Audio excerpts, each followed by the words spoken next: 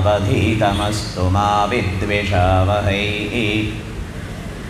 ॐ शान्ति शान्ति शान्तिः।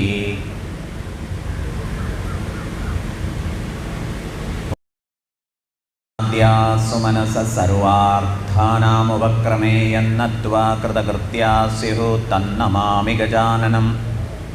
दोर्भिर्युक्ता चतुर्भिः स्फटिकमणिमयीम् अक्षमालां दधाना हस्तेनैकेन पद्मं सितमपि च शुकं पुस्तकं चापरेण। भासा कुन्देन्दुशङ्खस्फटिकमणिनिभा भासमाना समाना सा मे वाग्देवतेयं निवसतु वदने सर्वदा सुप्रसन्ना। ब्रह्मानन्दं परमसुखदं केवलं ज्ञानमूर्तिं द्वन्द्वातीतं गगनसदृशं तत्त्वमस्यादिलक्ष्यम्। एकं नित्यं विमलमचलं सर्वधी साक्षिभूतं भावातीतं त्रिगुणरहितं सद्गुरुं तं नमामि। ॐ सदाशिवसमारम्भां शङ्कराचार्यमध्यमाम् अस्मदाचार्यपर्यन्तां वन्दे गुरुपरम्पराम्।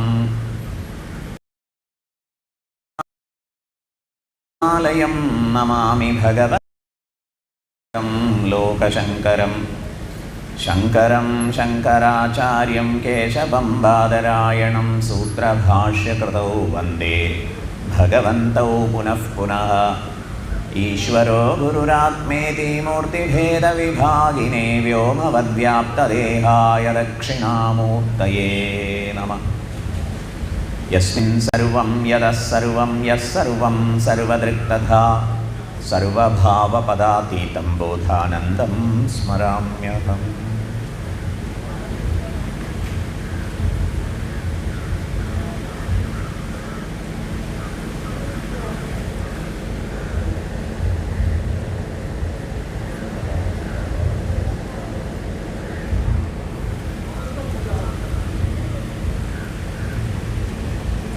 മുന്നിൽ ചെയറുകൾ ഒഴിവുണ്ടല്ലോ, കയറി. യെസ്,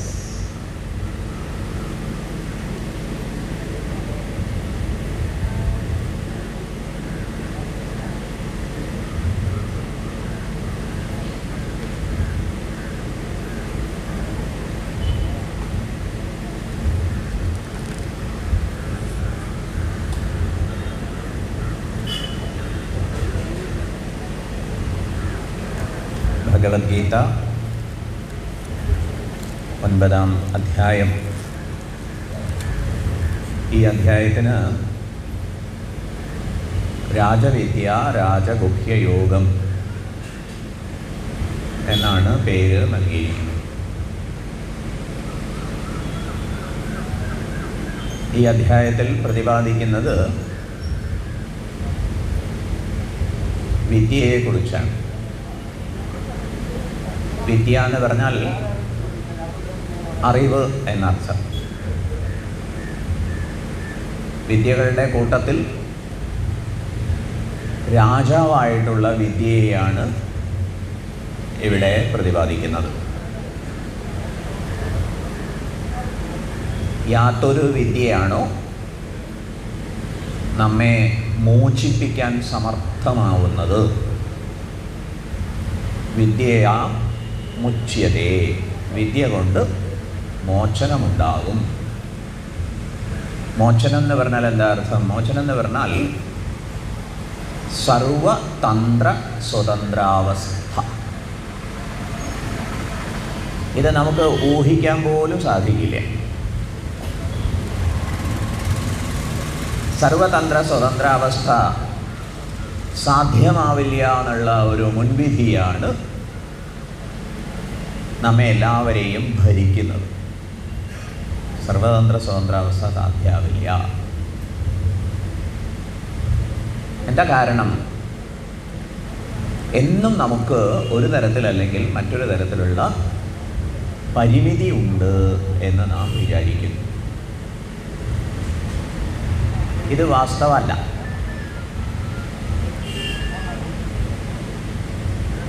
വാസ്തവത്തിൽ മോചനം നമുക്ക് നേടിയെടുക്കാൻ സാധിക്കും. ബന്ധനം ഏതൊക്കെ തരത്തിലാണ് നമ്മെ വിഷമിപ്പിക്കുന്നത്? ബന്ധനം പലതരത്തിൽ നമ്മെ വിഷമിപ്പിക്കുന്നു. ഏറ്റവും വലിയ വിഷമം മരണസംബന്ധിയാണ്. സ്വസ്ഥമായി സ്വകാര്യമായിട്ടിരുന്ന് ആലോചിച്ച് നോക്കണേ. എനിക്ക് വളരെ വേണ്ടപ്പെട്ടവരൊക്കെ മരിക്കുന്നു എന്നുള്ളത് സങ്കടമാണ്. ഞാൻ മരിച്ചു പോകും എന്നുള്ളതും എന്നും നമ്മെ വ്യാകുലപ്പെടുത്തുന്ന ഒരു വിഷയമാണ്. എന്താ ഇവിടുത്തെ വാഗ്ദാനം? ഭഗവത്ഗീതയോ ഉപനിഷത്തുക്കളോ ഒക്കെ നമ്മോട് പറയുന്നു, മറ്റുള്ളവരുടെ മരണത്തെക്കുറിച്ച് നിങ്ങളുടെ വ്യാകുലതയെ ഒഴിവാക്കിക്കൊള്ളൂ. നിങ്ങളുടെ ഓരോരുത്തരുടെ മരണത്തെക്കുറിച്ചുള്ള വ്യാകുലതയും ഒഴിവാക്കിക്കൊള്ളൂ. അതിനെക്കുറിച്ച് പേടിക്കുകയേ വേണ്ട. ചോദ്യം, അതങ്ങനെ പറഞ്ഞാൽ മതിയോ എന്നാണ്. ഏതായാലും അതിൻ്റെ ന്യായമൊക്കെ ഇവിടെ പറഞ്ഞത് വീണ്ടും മനസ്സിരുത്തി ആലോചിക്കണേ. മരണഭയം നീങ്ങുക എന്ന് പറഞ്ഞാൽ അത് വലിയൊരു മോചനം തന്നെയാണ്.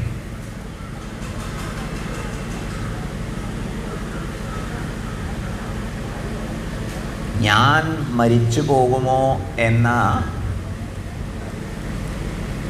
ആശങ്കയിൽ നിന്നാണ് കുട്ടികൾ ഉണ്ടാവണം, അവരൊക്കെ നല്ല നിലയിലാവണം എന്ന് തുടങ്ങി പലതും നമ്മൾ ആഗ്രഹിക്കുന്നത്. ആവും വിധമൊക്കെ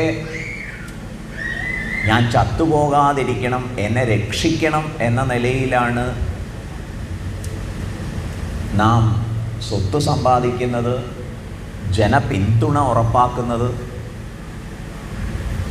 ഇങ്ങനെ നമ്മുടെ ജീവിത വൃത്തികളെ, ജീവിതത്തിൽ ചെയ്തു വരുന്ന കാര്യങ്ങളെയൊക്കെ ആലോചിച്ചാൽ മരണഭയമുക്തിക്ക്, നിലനിൽപ്പിന് വേണ്ടി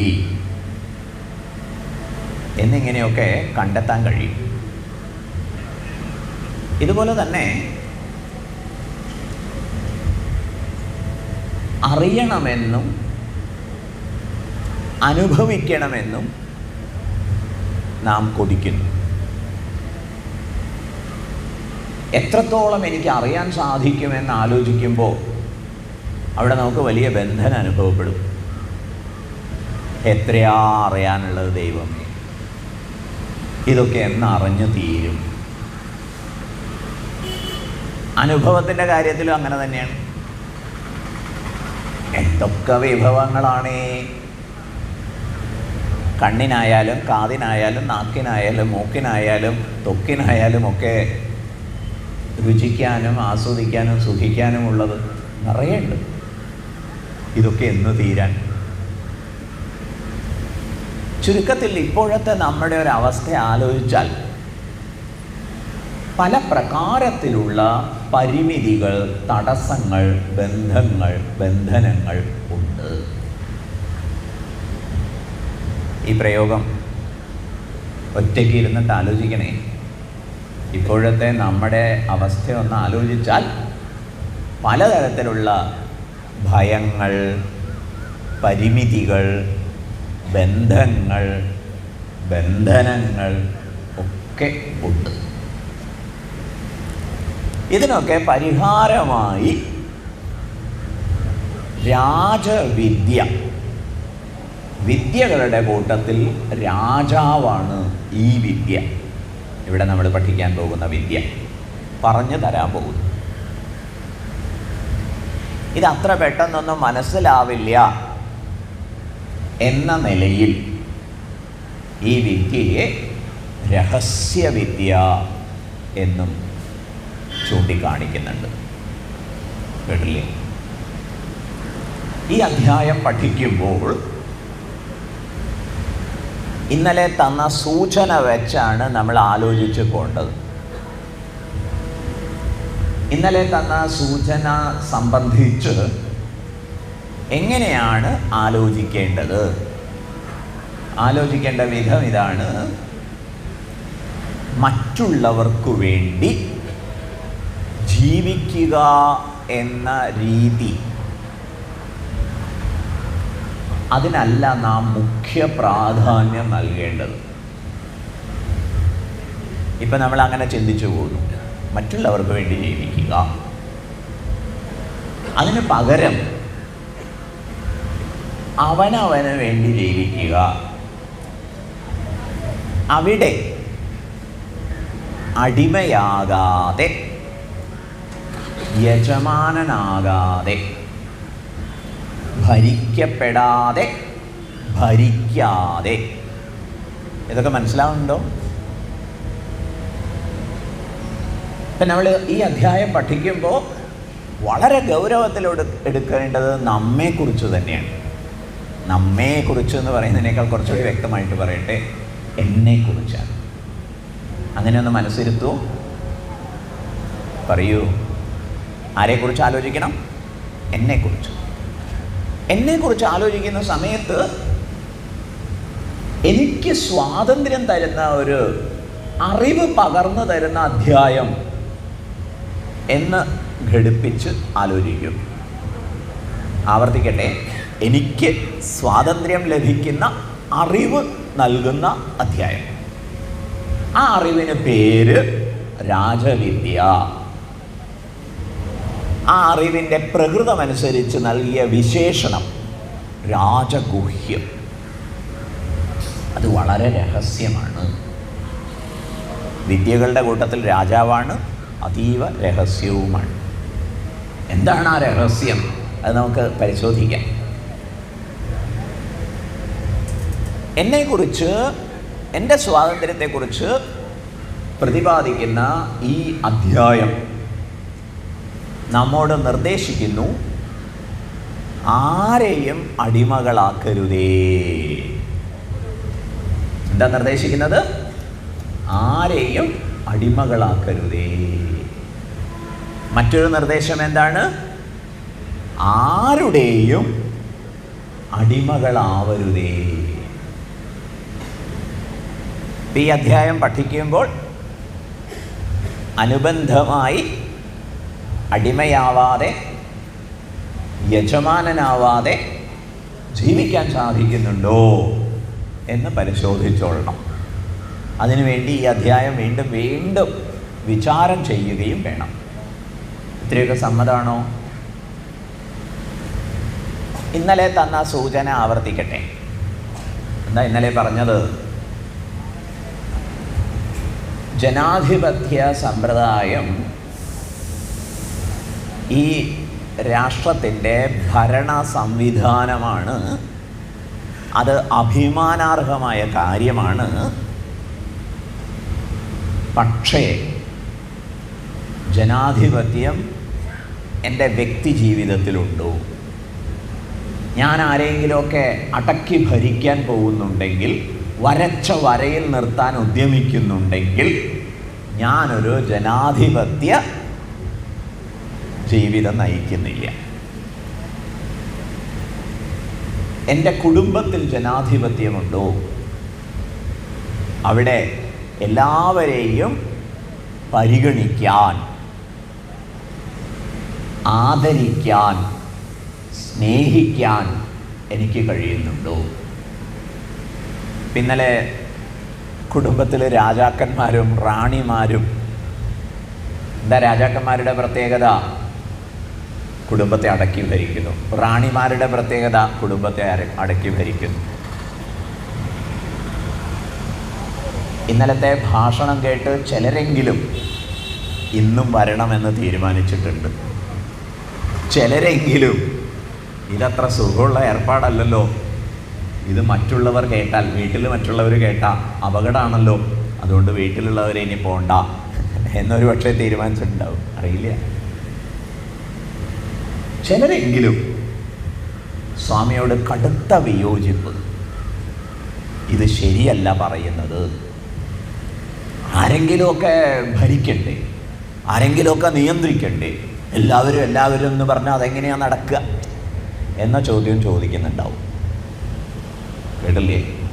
പക്ഷേ നമ്മുടെ ശാസ്ത്രഗ്രന്ഥങ്ങൾ വലിയൊരു സ്വാതന്ത്ര്യത്തിൻ്റെ, പരസ്പര ബഹുമാനത്തിൻ്റെ, പരസ്പര സ്നേഹത്തിൻ്റെ അത്യുജ്വലമായ ജീവിതമാണ് ആഹ്വാനം ചെയ്യുന്നത്. അത് നമുക്ക് മനസ്സിലാക്കാം. എത്രത്തോളം പ്രായോഗികമാവും, അത് എത്രത്തോളം നമുക്ക് ഉപകാരമാകും എന്നുള്ളതൊക്കെ പരിഗണിക്കാം.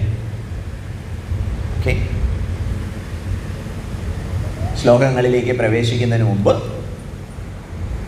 ഇത് എന്നെക്കുറിച്ച് പറയുന്ന വിദ്യയാണ്. എന്നെ അനവധി ഭയങ്ങളിൽ നിന്ന്, ആശങ്കകളിൽ നിന്ന്, പരിമിതികളിൽ നിന്ന്, സങ്കടങ്ങളിൽ നിന്ന് മോചിപ്പിക്കുന്ന വിദ്യയാണ്. യജമാനനല്ലാതെ, ഭൃത്യനല്ലാതെ, അടിമയല്ലാതെ, ഉടമയല്ലാതെ, വേട്ടക്കാരനല്ലാതെ, ഇരയല്ലാതെ ജീവിതത്തെ ആഘോഷിക്കാനുള്ള ആഹ്വാനമാണ്. ഓക്കെ, ഇനി ശ്ലോകങ്ങളിലേക്ക്. എല്ലാവരും ഉഷാറായിട്ടൊക്കെ ഏറ്റുമല്ലോ? സന്തോഷമായി. ഓം നമോ ഭഗവത്തെ വാസുദേവായ. ഓം ശ്രീകൃഷ്ണ പരമാത്മനേ നമഃ. അഥ നവമോऽധ്യായഃ. രാജവിദ്യാ രാജഗുഹ്യയോഗഃ. ശ്രീഭഗവാനുവാച. ഇദം തു തേ ഗുഹ്യതമം പ്രവക്ഷ്യാമ്യനസൂയവേ. ജ്ഞാനം വിജ്ഞാനസഹിതം യജ്ഞാത്വാ മോക്ഷ്യസേ ശുഭാത്. രാജവിദ്യാ രാജഗുഹ്യം പവിത്രമിദമുത്തമം പ്രത്യക്ഷാവഗമം ധർമ്മ്യം സുസുഖം കർത്തുമവ്യയം. അശ്രദ്ധധാനാഃ പുരുഷാഃ ധർമ്മസ്യാസ്യ പരന്തപ. അപ്രാപ്യ മാം നിവർത്തന്തെ മൃത്യുസംസാരവർത്മനി. ആദ്യത്തെ 3 ശ്ലോകങ്ങൾ ഈ മഹത്തായ വിദ്യയെ സംബന്ധിച്ച് ഭഗവാൻ നൽകുന്ന പരസ്യമാകുന്നു, അഡ്വർടൈസ്മെൻ്റ് ആകുന്നു. എന്താ പരസ്യത്തിൻ്റെ ഒരു ശൈലി? മറക്കാതെ മടിക്കാതെ കടന്നു വരിക. ഈ വിദ്യ സ്വന്തമാക്കൂ. എന്താ കാര്യം? അത്രയും കേമാണ്. ശ്ലോകങ്ങൾ പരിചയപ്പെടാം. ശ്രീ ഭഗവാനുവാച. ഭഗവാൻ പറയുന്നു. എന്താ ഭഗവാൻ പറയുന്നത്? ഇദം തു തേ ഗുഹ്യതമം പ്രവക്ഷ്യാമി അനസൂയവേ.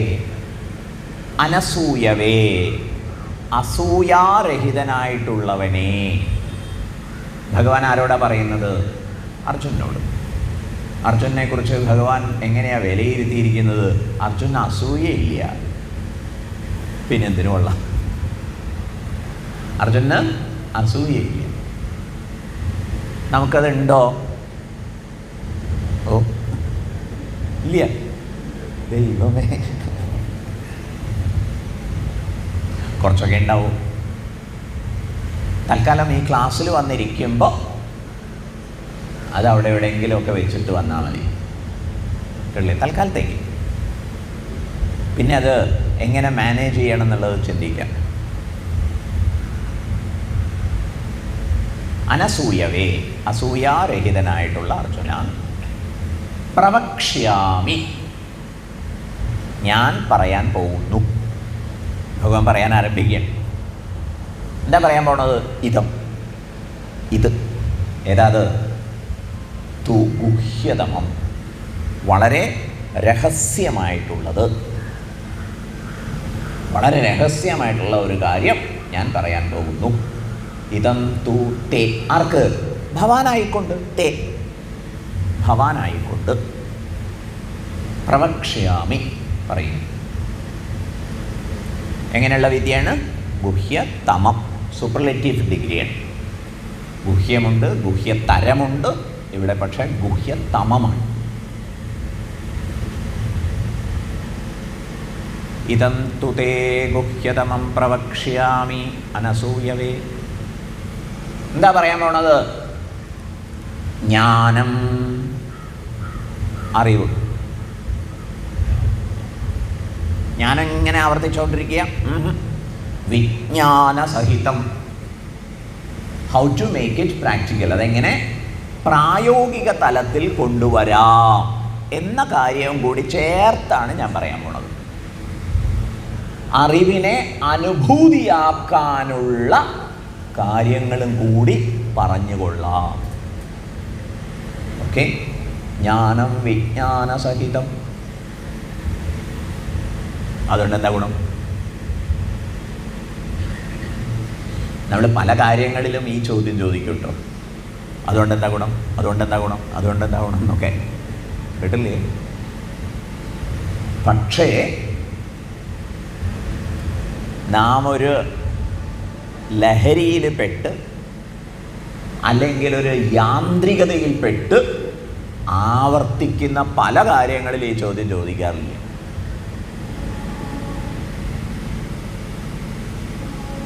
ഇതുവരെ ലീവ് എടുത്തിട്ടില്ല. സ്ഥാപനത്തിന് വേണ്ടി ജോലി ചെയ്തുകൊണ്ടേയിരിക്കും. സ്ഥാപനത്തിൽ മറ്റുള്ളവരുടെ സ്ഥിതി ഇതാണോ? അല്ലല്ല. അവരൊക്കെ എന്തെങ്കിലും ആവശ്യമുണ്ടെങ്കിൽ എന്നോട് പറയതേ, അതും കൂടി ഒന്ന് ശ്രദ്ധിച്ചേക്കണേ, കേട്ടില്ലേ? ഇങ്ങനെ നിങ്ങൾ സ്ഥാപനത്തിന് വേണ്ടി ജീവിക്കുന്നു.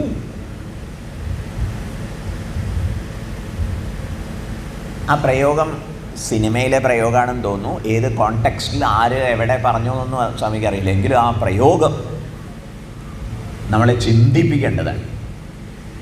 എന്താ പ്രയോഗം? ആർക്കോ വേണ്ടി തിളയ്ക്കുന്ന സാമ്പാർ. കേട്ടിട്ടുണ്ടോ? സിനിമയിലുള്ള ആർക്കോ വേണ്ടി തിളയ്ക്കുന്ന സാമ്പാർ. ദിവസവും ചോദിക്കണം, എൻ്റെ ജീവിതം അങ്ങനെ ആയിപ്പോയോ? കൈവിട്ടുപോയി മക്കളെ എന്ന് പറയില്ലേ, അതുപോലെ ആയിപ്പോയോ? ആർക്കോ വേണ്ടി രാവിലെ ആയ ജോലി എന്ന് പറഞ്ഞിട്ട് വേറെ എന്തായാലും ശരി, അവരവരുടെ ജീവിതത്തെ ഗൗരവപൂർവം പരിഗണിക്കാതെ തൊലച്ചു കളയുന്ന ഏത് സമ്പ്രദായത്തെ, ജോലിക്ക് വേണ്ടിയിട്ടായാലും ശരി, കള്ളുകുടിക്കോ അല്ലെങ്കിൽ മറ്റു ലഹരി പദാർത്ഥങ്ങളുടെ ഉപയോഗത്തിനായിട്ടായാലും ശരി, കമ്പനി അടിച്ചു നടക്കുന്ന കാര്യത്തിലായാലും ശരി, നിങ്ങൾ നിങ്ങളെ ഗൗരവപൂർവം പരിഗണിക്കുന്നില്ലെങ്കിൽ അതൊക്കെ ആർക്കോ വേണ്ടി തിളയ്ക്കുന്ന സാമ്പാർ. അങ്ങനെ ആവരുതെന്ന് പറയുക. പറയാൻ ഉദ്ദേശിച്ചത് ഇതാണ്: നാം നമ്മുടെ ജീവിത ഗതിയെ സംബന്ധിച്ച് ചോദ്യം ചോദിക്കാൻ തയ്യാറാവണം. നേർവഴിയിലോ വേണ്ട വഴിയിലോ എന്നൊക്കെ ചോദിക്കാൻ തയ്യാറാവണം. സംഗതി വ്യക്തമായോ?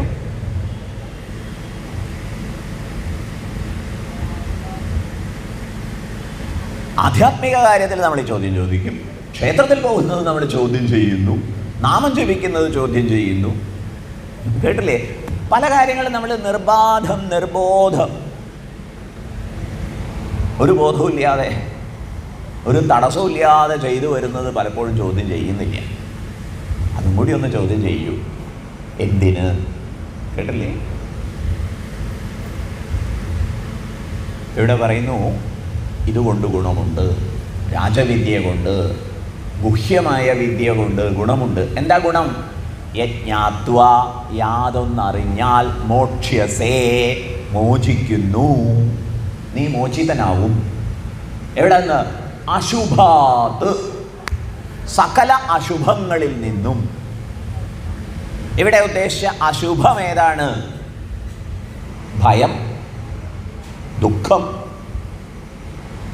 പലതരത്തിലുള്ള ആശങ്കകൾ, പരിമിതികൾ, ഇതൊക്കെയാണ് അശുഭം. ഈ അശുഭങ്ങളിൽ നിന്നൊക്കെ മോചിതരാവും. ഒന്നാമത്തെ ശ്ലോകം മനസ്സിലായോ? ഇദം തു തേ ഗുഹ്യതമം പ്രവക്ഷ്യാമ്യനസൂയവേ ജ്ഞാനം വിജ്ഞാനസഹിതം യജ്ഞാത്വാ മോക്ഷ്യസേ അശുഭാത്. യാതൊരറിവ് നേടിയിട്ട് നീ അശുഭങ്ങളിൽ നിന്ന്, പരിമിതികളിൽ നിന്ന്, ദുഃഖങ്ങളിൽ നിന്ന്, ബന്ധനങ്ങളിൽ നിന്ന്, ഭയങ്ങളിൽ നിന്നൊക്കെ മോചിതനാകാൻ പോകുന്നുവോ, ആ വിദ്യയെ അനുഭവമാക്കാനുള്ള പ്രകാരത്തോടൊപ്പം ഞാൻ നിനക്ക് പറഞ്ഞു തരാം ഹേ അസൂയാരഹിതനായിട്ടുള്ള അർജുന. ഓക്കെ, താല്പര്യം തോന്നുന്നുണ്ടോ? കേട്ടുകളയാം. സന്തോഷം. ഇവിടെ നാം നമ്മളോട് നീതി പുലർത്തുകയാണ്. ആർക്കാനും വേണ്ടിയിട്ട് തിളയ്ക്കുന്ന സാമ്പാറല്ല, കേട്ടില്ലേ? നമ്മളെ ആസൂത്രണം ചെയ്യാൻ പോവുകയാണ്, നമ്മുടെ ലക്ഷ്യം നേടിയെടുക്കാൻ പോവുകയാണ്.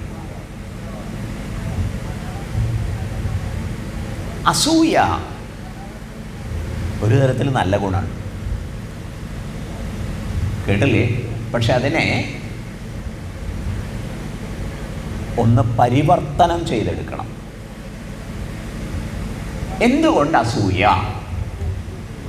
അസൂയയ്ക്ക് കാരണം എന്നിൽ വളർന്നു വരണമെന്ന് ഞാൻ ആഗ്രഹിക്കുന്ന കാര്യങ്ങൾ മറ്റുള്ളവരിൽ വളർന്നു വരുന്നത് എനിക്ക് സഹിക്കാൻ പറ്റുന്നില്ല. ഞാൻ നേടണമെന്ന് ആഗ്രഹിച്ച കാര്യങ്ങൾ മറ്റുള്ളവർ സ്വന്തമാക്കുന്നത് എനിക്ക് സഹിക്കാൻ പറ്റുന്നില്ല. ഇതല്ലേ അസൂയയുടെ ഒരു രീതി? സമയമെടുത്ത് ആലോചിക്കൂ. അസൂയ വരുമ്പോഴൊക്കെ ചിന്തിച്ചു നോക്കൂ. ആ ദുർഗുണത്തെ ശപിക്കണ്ട. കാരണം ആ ദുർഗുണത്തിൽ, ആ അസഹിഷ്ണുതയിൽ, സഹിക്കാൻ വയ്യായികയിൽ ഒരു ഗുണമുണ്ട്. എന്താ ഗുണം എന്നറിയാമോ? അതൊക്കെ എന്നിൽ വന്നു ചേരണമെന്ന് ഞാൻ അടിസ്ഥാനപരമായിട്ട് ആഗ്രഹിക്കുന്നുണ്ട്. കേട്ടില്ലേ? ഇതിന് ഉത്കർഷേച്ഛ എന്ന് പറയും. എന്താ ഉത്കർഷേച്ഛ എന്ന് പറഞ്ഞാൽ? നന്നാവണം, നേരെയാവണം എന്നൊക്കെയുള്ള ചിന്ത. കേട്ടില്ലേ? എത്ര നന്നായിട്ടാണ് അയാൾ പെരുമാറുന്നത്, എനിക്കിങ്ങനെ അസൂയ വരികയാണ്. എന്താ അർത്ഥം? എനിക്കും അങ്ങനെ പെരുമാറണമെന്ന് ആഗ്രഹമുണ്ട്, പക്ഷെ കയ്യിൽ നിന്ന് പോവുക കാര്യം അല്ലേ? അസൂയ. അപ്പം അസൂയയിൽ അന്തർഹിതമായിട്ടുള്ള, അന്തർഹിതം എന്ന് പറഞ്ഞാൽ അതിനകത്ത്, എന്നവൻ അങ്ങനെ പറഞ്ഞാൽ പോലെ ഒരു പുതിയ വാക്കും കൂടി പരിചയപ്പെട്ടോളൂ. അസൂയയിൽ അന്തർഹിതമായിട്ടുള്ള, അതിനകത്തുള്ള സദ്ഗുണം, നല്ല ഗുണം. എന്താ അത്? ഉത്കർഷേച്ഛ, നന്നാവണം എന്നുള്ള ചിന്ത. ഓക്കെ, ഇത് തിരിച്ചറിഞ്ഞ് അസൂയയെ ശപിക്കാതെ ആരോട് അസൂയ തോന്നുന്നുവോ അവരെ ബഹുമാനിക്കാൻ തീരുമാനിച്ചാൽ മതി. അസൂയയെ അതിക്രമിക്കാനുള്ള വഴി എന്താ? ബഹുമാനം വളർത്തുക. കേട്ടില്ലേ? ആദ്യം നമുക്ക് അത് അനുകൂലമായി തോന്നില്ല, ചെയ്യാൻ നല്ല പ്രയാസം തോന്നും. പക്ഷേ അഭിനയമായാലും ആരംഭിക്കൂ എന്നാണ് ഉത്തരം. ഇത്തിരി അഭിനയം കലർന്നാൽ തർക്കമില്ല. അസൂയ ആരോട് തോന്നുന്നു അവരെ ബഹുമാനിക്കുക, അവരെ കാണുമ്പോൾ തൊഴുക, എന്നിട്ട് തുറന്നു പറയൂ, ഈ സദ്ഗുണങ്ങളൊക്കെ അങ്ങയിലുണ്ട്, ഞാനതിനെ ആദരിക്കുന്നു. മനസ്സിലായില്ലേ?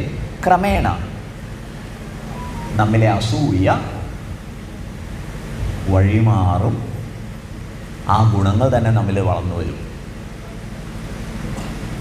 അതൊരു ഗംഭീര മനഃശാസ്ത്രം. ഓക്കെ, അപ്പം അസൂയ എങ്ങനെ അതിക്രമിക്കണം എന്നുള്ളത് മനസ്സിലായോ? ആരോടൊക്കെ അസൂയ തോന്നുന്നുവോ അവരോടൊക്കെ പറയൂ, ബഹുമാനം വളർത്തുക. അപ്പോൾ ഈ വിദ്യയ്ക്ക് നമ്മൾ അധികാരികളായി. ഇതന്തു തേ ഗുഹ്യതമം പ്രവക്ഷ്യാമ്യനസൂയവേ ജ്ഞാനം വിജ്ഞാനസഹിതം യജ്ഞാത്വാ മോക്ഷ്യസേ ശുഭാത്. രാജവിദ്യാ രാജഗുഹ്യം പവിത്രമിതമുത്തമം പ്രത്യക്ഷാവഗമം ധർമ്മ്യം സുസുഖം കർത്തും അവ്യയം. അഡ്വർടൈസ്മെൻ്റ് തുടരുന്നു, പരസ്യം തുടരുകയാണ്. ഇത് രാജവിദ്യയാണ്. ഈ പദം പരിചയപ്പെടുത്താൻ ആരംഭിക്കട്ടെ. എല്ലാവരും റെഡിയാണോ? ഇതെന്ത് വിദ്യയാണ്? രാജവിദ്യ. എന്തൊക്കെ വിദ്യയുണ്ട്? ഒരുപാട് വിദ്യകളുണ്ട്. ഭൂതവിദ്യ, നക്ഷത്രവിദ്യ. ഇന്ന് നമ്മൾ ചർച്ച ചെയ്യുന്ന ബയോളജി, കെമിസ്ട്രി, ഫിസിക്സ്, ഇങ്ങനെയുള്ള ഇതൊക്കെ വിദ്യകളാണ്, ശാസ്ത്രങ്ങൾ ഒക്കെ. പക്ഷേ ഈ വിദ്യ അതിനേക്കാളൊക്കെ കേമമായിട്ടുള്ളൊരു വിദ്യയാണ്. വിദ്യകളുടെ രാജാവ്.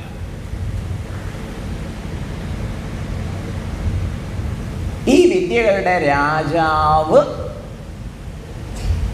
ഏത് വിദ്യയാണ്, എന്തിനെ സംബന്ധിക്കുന്ന ശാസ്ത്രമാണ് എന്ന് പറയാൻ പോവുകയാണേ. സകല വിദ്യകളെയും രണ്ട് പട്ടികയിൽ പെടുത്തിയിരിക്കുന്നു. കേട്ടോ പറഞ്ഞത്? സകല വിദ്യകളെയും, അറിയാനുള്ള സകല ശാസ്ത്രത്തെയും രണ്ട് പട്ടികയിൽ പെടുത്തിയിരിക്കുന്നു. ദ്വേ വിദ്യേ വേദിതവ്യേ, രണ്ട് വിദ്യകൾ അറിയപ്പെടേണ്ടതായിട്ടുണ്ട്. പരാച്ച അപരാച്ച പട്ടിക. ഏതൊക്കെ രണ്ട് പട്ടിക? പരാപട്ടികയും അപരാപട്ടികയും. രണ്ട് വിദ്യകളും കേട്ടിട്ടുണ്ടോ നിങ്ങൾ ഇതിനു മുമ്പ്? പരാവിദ്യയും അപരാവിദ്യയും? ഇല്ല സ്വാമി, അത് കേട്ടിട്ടില്ല. പിന്നെന്ത് കേട്ടിട്ടുണ്ട്? പാരവിദ്യ എന്ന് കേട്ടിട്ടുണ്ട്. മറ്റുള്ളവർക്ക് പാര വയ്ക്കുന്നത്.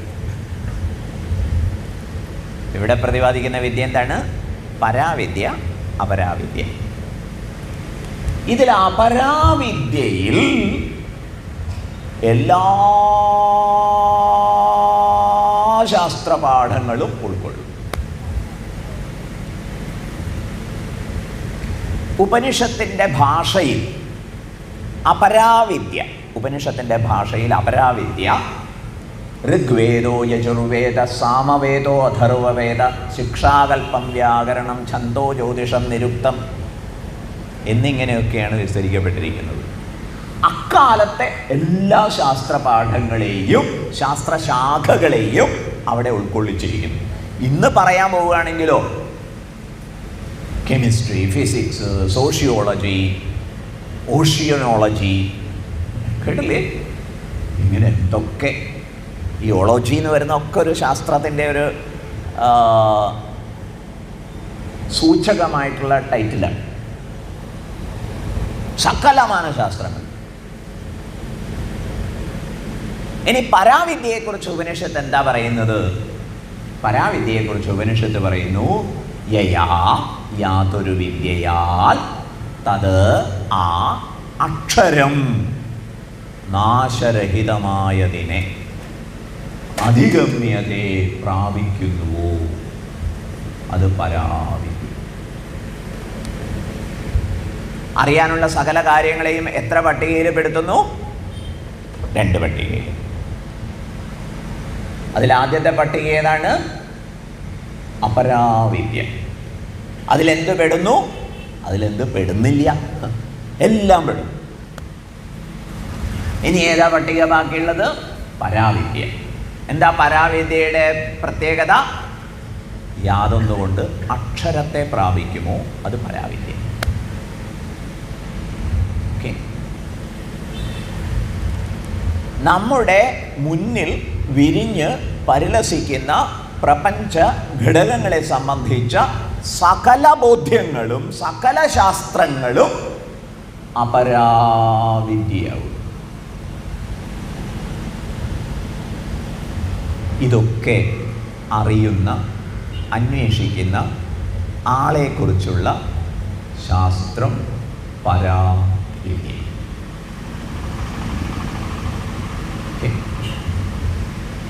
വളരെ ലളിതമായി പറഞ്ഞാൽ, എന്നിൽ നിന്ന് അന്യമായതിനെക്കുറിച്ചുള്ള എല്ലാ അറിവുകളും അപരാവിദ്യ.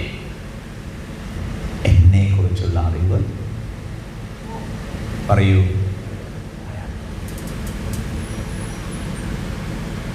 ഞാൻ ആരാ എന്ന് ആഴത്തിൽ അറിയിക്കുന്നത് പരാവിദ്യ. ഇതെന്ത്, ഇവനാര്, അവളാരാ എന്നിങ്ങനെ തുടങ്ങി ആ നക്ഷത്രം എത്ര അകലെയാണ് എന്നിങ്ങനെയൊക്കെ സകല ഭൗതിക ശാസ്ത്രവും ഏത് പട്ടികയിൽ പെടുന്നു? അപരാവിദ്യ. ഈ രണ്ട് വിദ്യകൾ മനസ്സിലായോ? അറിയുന്ന ആളെക്കുറിച്ചുള്ള വിദ്യയാണ് പരാവിദ്യ. പൂജ്യ Gurudev Chinmayan Swamiji objective science, subjective science എന്നാണ് വ്യാഖ്യാനിച്ചത്. Objective science, science regarding the external world objects. Subjective science, science about the seer, science about the knower, അറിയുന്ന ആളെക്കുറിച്ചുള്ള പഠനം. ഈ രണ്ട് ശാസ്ത്രം മനസ്സിലായോ? ഇവിടെ പ്രതിപാദിക്കാൻ പോകുന്ന ശാസ്ത്രം ഏതാണ്? പരാവിദ്യയാണ്. എന്തറിഞ്ഞു എന്നല്ല ഇവിടെ പറഞ്ഞു തരാൻ പോണത്, പിന്നെയോ ആരാണ് അറിയുന്നത്. കൂട്ടത്തിൽ മറ്റേത് വരും. അങ്ങനെ അപരാവിദ്യയെക്കുറിച്ച് സൂചിപ്പിക്കുകയും പരാവിദ്യയിലേക്ക് നമ്മുടെ ശ്രദ്ധയെ ഉയർത്തുകയും ചെയ്യുന്ന ശാസ്ത്രമായതുകൊണ്ട് ഇതിനെ രാജവിദ്യ, രാജഗുഹ്യം എന്ന് പറയും. ഓക്കെ, ഗുഹ്യം എന്ന് പറഞ്ഞത്, രഹസ്യം എന്ന് പറഞ്ഞാൽ അത്രയും അങ്ങോട്ട് മനസ്സിലായില്ല. എന്താ രഹസ്യം എന്ന് പറയാൻ കാരണം? വളരെ ലളിതമാണ് കേട്ടോ. ഇതെന്ത് എന്ന് അന്വേഷിക്കാനും മനസ്സിലാക്കാനും താരതമ്യേന എളുപ്പമാണ്. ഞാൻ ആരാണ് എന്ന് എങ്ങനെ അന്വേഷിക്കും? അതാണ് അതിൻ്റെ രഹസ്യം. അറിയുന്ന ആളെ അറിയുക എന്നുള്ളത് കാഴ്ചകൾ കാണാൻ കണ്ണ് മതി. പക്ഷെ കാണുന്ന ആളെ എങ്ങനെ കാണും? അതാണ് ഇതിലെ രഹസ്യാത്മകത. ഓക്കെ, അതുകൊണ്ട് ഇത് രഹസ്യം. പല രഹസ്യങ്ങളുണ്ട്. വളരെ ലളിതമായിട്ടുള്ള, അയൽപക്കത്ത് എല്ലാവരും കൂടി എവിടേക്ക് പോയി, അത് പറഞ്ഞില്ല? ഇല്ല, എനിക്കറിയാം. യെസ്, എവിടെയാണ് പോയത്? അതേ, അവരെ. രഹസ്യം കേട്ടില്ലേ? അപ്പം അയൽപക്കത്തെ ആൾക്കാർ എവിടെ പോയി എന്ന് അറിയുന്നത് മറ്റൊരാൾ അറിയാത്തിടത്തോളം കാലം അയാളെ സംബന്ധിച്ചിടത്തോളം രഹസ്യമാണ്. ഇങ്ങനെയുള്ള രഹസ്യങ്ങളുണ്ട്. ആ രഹസ്യമൊക്കെയാണ് ഇവിടെ പറഞ്ഞു തരുന്നതെന്ന് ചോദിക്കാമല്ല. പിന്നെയോ രാജഗുഹ്യം, മന്ത്രങ്ങളും ഔഷധങ്ങളും ഒക്കെ രഹസ്യമായിട്ട് വയ്ക്കും. അങ്ങനെ അനവധി രഹസ്യങ്ങളുണ്ട്. രാഷ്ട്ര ഭരണ രഹസ്യങ്ങളുണ്ട്. കേട്ടില്ലേ? ഈ സെൻട്രൽ ഗവൺമെൻറ്റിൻ്റെ കീഴിൽ ചില ഉദ്യോഗസ്ഥരൊക്കെ അവിടെ നിന്ന് റിട്ടയർ ആയി കഴിഞ്ഞാൽ കുറേ കാലത്തേക്ക് പത്രസമ്മേളനം നടത്താൻ പാടില്ല, കാര്യങ്ങളൊന്നും മറ്റുള്ളവരോട് പറയാൻ പാടില്ല എന്നൊക്കെ നിഷ്കർഷയുണ്ട്. കേട്ടില്ലേ? കാരണം എന്താണ്? അവർ പല രഹസ്യങ്ങളും അവരുടെ ഔദ്യോഗിക കാലത്ത് കൈകാര്യം ചെയ്തിരിക്കുന്നു. അത് മറ്റുള്ളവരറിയാൻ പാടില്ല. ഇതൊക്കെ രഹസ്യങ്ങളാണ്. അങ്ങനെ എന്തെങ്കിലുമൊക്കെ രഹസ്യമാണോ ഇവിടെ പറയുന്നത്? അല്ല എന്ന് പറയുക. ഇവിടെ പറയുന്ന രഹസ്യം എന്താണ്? നമ്മുടെ സ്വരൂപത്തെ സംബന്ധിക്കുന്ന രഹസ്യം. ഓക്കെ. രാജവിദ്യാ രാജഗുഹ്യം പവിത്രം. ഈ അറിവിന് ശുദ്ധീകരണ ശേഷിയുണ്ട്. ഈ അറിവിന് ശുദ്ധീകരണ സാമർഥ്യമുണ്ട്. ഇത് നമ്മെ ശുദ്ധമാക്കും. ശുദ്ധമാക്കുക എന്ന് പറഞ്ഞാൽ എന്താ അർത്ഥം? ശുദ്ധമാക്കുക എന്ന് പറഞ്ഞാൽ നമ്മിലെ എല്ലാ പാപങ്ങളെയും നശിപ്പിക്കും. അപ്പൊ സകല പാപങ്ങളെയും നശിപ്പിക്കുന്ന വിദ്യയാണ് ഈ വിദ്യ.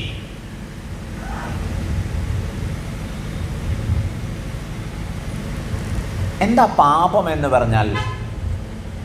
പാപം എന്ന് പറഞ്ഞാൽ വളരെ ലളിതമായിട്ട് പാപത്തെ മനസ്സിലാക്കാം. അതെന്താണെന്നറിയാമോ? അവനവന് സങ്കടം നൽകുന്ന കാര്യങ്ങൾ ചെയ്യുന്നത് പാപം.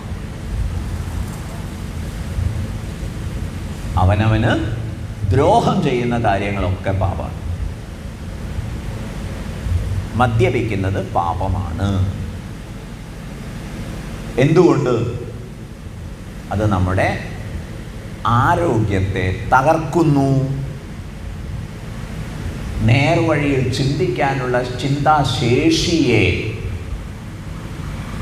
അത് ആകെ കലുഷിതമാക്കുന്നു. ചില കാര്യങ്ങളൊക്കെ തൽക്കാലം നമുക്ക് ദ്രോഹമില്ലാത്തതാണെന്ന് തോന്നും, പിന്നീട് പക്ഷെ അത് ദ്രോഹം ചെയ്യുന്നതാണ്. അവരവർക്ക് ദ്രോഹം ചെയ്യുന്നതാണ് പാപം. കേട്ടില്ലേ? പക്ഷെ നമ്മൾ സാധാരണ പാപത്തെക്കുറിച്ച് മനസ്സിലാക്കുക, ബാക്കിയുള്ളവരെ ദ്രോഹിക്കുന്നതാണ് പാപം എന്നാണ്. ഇത് തമ്മിൽ വൈരുദ്ധ്യമുണ്ടോ? ഇല്ല എന്നുള്ളതാണ് വസ്തുത. ശ്രദ്ധിക്കുന്നുണ്ടോ എല്ലാവരും? നാം മറ്റുള്ളവരെ ദ്രോഹിക്കുമ്പോൾ കാലക്രമേണ അത് നമ്മോട് തന്നെ ചെയ്യുന്ന ദ്രോഹമായിരിക്കും. അതുകൊണ്ടാണ് ശ്രീനാരായണ ഗുരുദേവൻ പുണ്യജീവിതത്തെ സംബന്ധിച്ച് അവനവനാത്മസുഖത്തിനാചരിക്കുന്നവ അപരന് സുഖത്തിനായി വരേണം എന്ന് ഉപദേശിച്ചു. പാപിഷ്ഠമായ ജീവിതത്തെ അതിക്രമിക്കാനുള്ള വഴി എന്താ? മുമ്പക്ക് വേണ്ടി എന്തെങ്കിലുമൊക്കെ ചെയ്യുമ്പോൾ അത് മറ്റുള്ളവർക്ക് ആകാതിരുന്നാൽ മതി. ശ്രീനാരായണ ഗുരുദേവൻ പറയാതെ പറഞ്ഞ കാര്യം എന്താണ്? മറ്റുള്ളവരെ ഉപദ്രവിക്കുന്നത് ഫലത്തിൽ നിങ്ങൾക്ക് തന്നെ ക്രമേണ ഉപദ്രവമായി മാറും. പാപം. എന്തുകൊണ്ട് നമ്മൾ പാപം ചെയ്തു പോകുന്നു? പാപം ചെയ്തു പോകുന്നത് നമുക്ക് നമ്മളെക്കുറിച്ച് ധാരണയില്ലാത്തതുകൊണ്ടാണ്. കേട്ടില്ലേ? നമ്മളെക്കുറിച്ച് ധാരണയില്ലാത്തതുകൊണ്ടാണ്. നാം നമ്മെക്കുറിച്ച് പല പരിമിതികളുമുണ്ട് എന്ന് മനസ്സിലാക്കി പോകുന്നു. നമ്മെക്കുറിച്ച് പല പരിമിതികളുമുണ്ട് എന്ന് മനസ്സിലാക്കി പോകുന്നു. ആ പരിമിതികളൊക്കെ അതിക്രമിക്കാൻ വേണ്ടിയാണ് നമ്മൾ എന്തെങ്കിലുമൊക്കെ ചെയ്തു കൂട്ടുന്നത്. എൻ്റെ ധനസ്ഥിതി മോശമാണ്, അതുകൊണ്ട് അത് നന്നാക്കണം, അതിന് വഴിയെന്ത്? കണ്ണി കണ്ടവരെയൊക്കെ കൊള്ളയടിക്കുക. കേസാവില്ലേ? കോടതിയിൽ വെച്ച് കാണാം, വക്കീലിന് നന്നായിട്ട് കാശ് കൊടുക്കാം, കേസ് ജയിപ്പിച്ചെടുക്കാം. ഇങ്ങനെ പോകുന്നു പാപശൃംഖല. മനസ്സിലായില്ലേ? സമയമെടുത്ത് നിങ്ങൾ വിശദമായിട്ട് ആലോചിക്കൂ. പാപത്തെക്കുറിച്ച് ലളിതമായ കാര്യം സൂചന തന്നു. എന്താ പാപം? അവനവനോട് ചെയ്യുന്ന ദ്രോഹം. എന്താ പാപം? അവനവന് സൗഖ്യം തരുമെന്ന് കരുതിയിട്ട് മറ്റുള്ളവരോട് ചെയ്യുന്ന ദ്രോഹം. രണ്ടാമത് പറഞ്ഞത് എങ്ങനെ പാപമാകും? അത് ക്രമേണ അവരവർക്ക് തന്നെ ബുദ്ധിമുട്ടുണ്ടാക്കുന്നതായി മാറും. അതുകൊണ്ടത് പാപം. ഓക്കെ, ഈ അറിവ് എന്ത് ചെയ്യുന്നാണ് പറയുന്നത്? ഈ അറിവ് നമ്മെ പാപത്തിൽ നിന്ന് മോചിപ്പിക്കുന്നതാണ് പറയുന്നത്.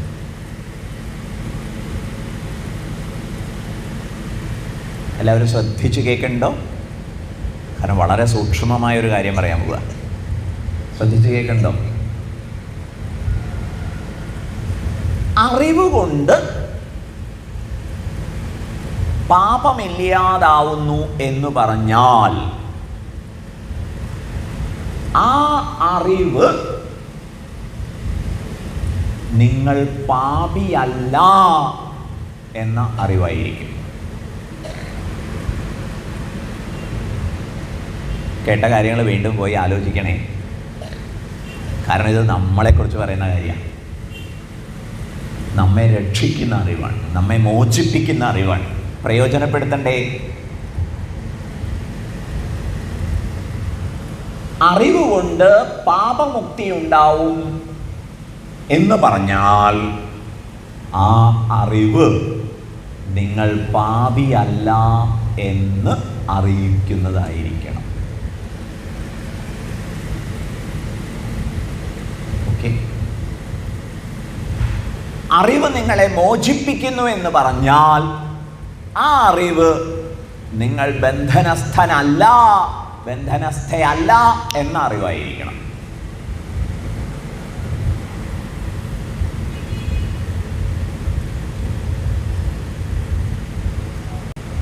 ഒരാളെ പോലീസ് അറസ്റ്റ് ചെയ്ത് കൊണ്ടുപോയി, മർദ്ദിച്ച് അവശനാക്കി, ലോക്കപ്പിലിട്ടു. വളരെ പ്രയാസങ്ങളൊക്കെ സഹിച്ച് ക്ഷീണിച്ച് ആൾ ഉറങ്ങിപ്പോയി. ഓക്കെ, പതുക്കെ അയാൾ ഉണരുകയാണ്. കണ്ണ് തുറന്നപ്പോൾ അഴി ഇങ്ങനെ കാണാൻ. ഉണർന്നു വരുന്ന അവസ്ഥ നമ്മളെല്ലാവരും അനുഭവിക്കാറുള്ളതല്ലേ? പലപ്പോഴും നമ്മൾ എവിടെയാണ് കിടക്കണതെന്നൊന്നും ഓർമ്മ തന്നെ ഉണ്ടാവില്ല. അപ്പം ഇദ്ദേഹം ഇങ്ങനെ ഉണരുന്ന സമയത്ത് തലേ ദിവസം തന്നെ പിടിച്ചു ജയിലിലിട്ടു, തന്നെ മർദ്ദിച്ചു എന്നുള്ള കാര്യങ്ങളൊന്നും ഓർമ്മയില്ല. ഇതെവിടെയാ? ഭാര്യ വീട്ടിലാണെന്ന് തോന്നുന്നു. അവിടെ ജനലഴിയുടെ അടുത്താണ് കിടക്കാറ്.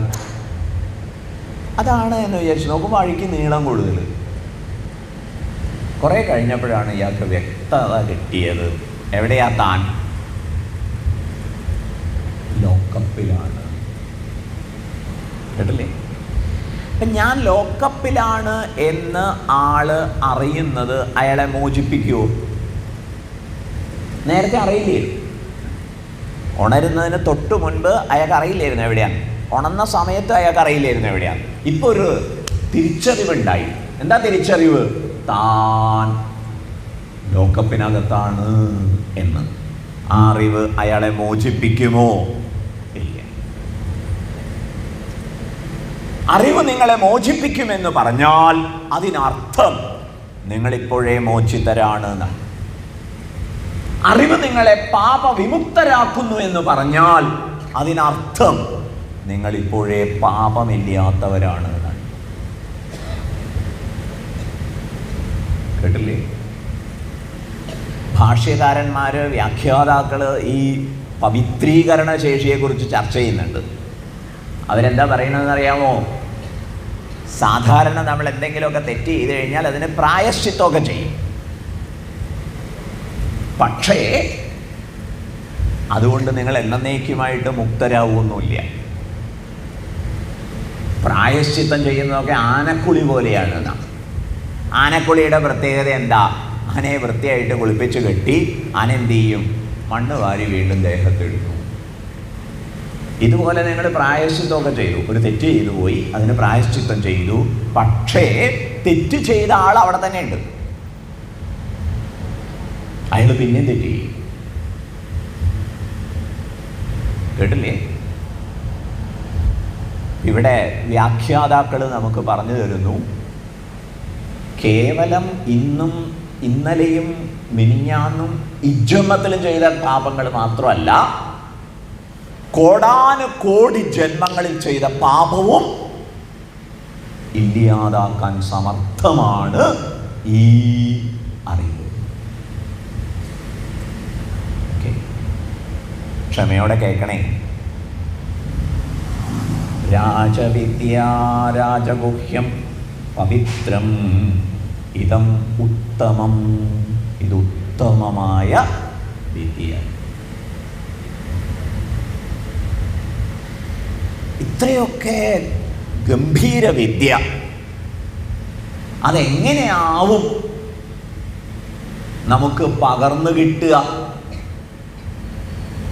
സ്വാമി, ഓ ഇത്രയൊക്കെ കേമാച്ചാൽ അതൊന്നും നേടാനുള്ള യോഗ്യതയൊന്നും എനിക്കുണ്ടെന്ന് തോന്നുന്നില്ല. ദൈവം ഇതങ്ങനെ നിരാകരിക്കാതിരിക്കൂ. കേട്ടില്ലേ? ഇത് നിങ്ങൾക്ക് മനസ്സിലാവുമോ? മനസ്സിലാവും. മനസ്സിലായിന്നെങ്ങനെയാ മനസ്സിലാവുക? പ്രത്യക്ഷാവഗമം.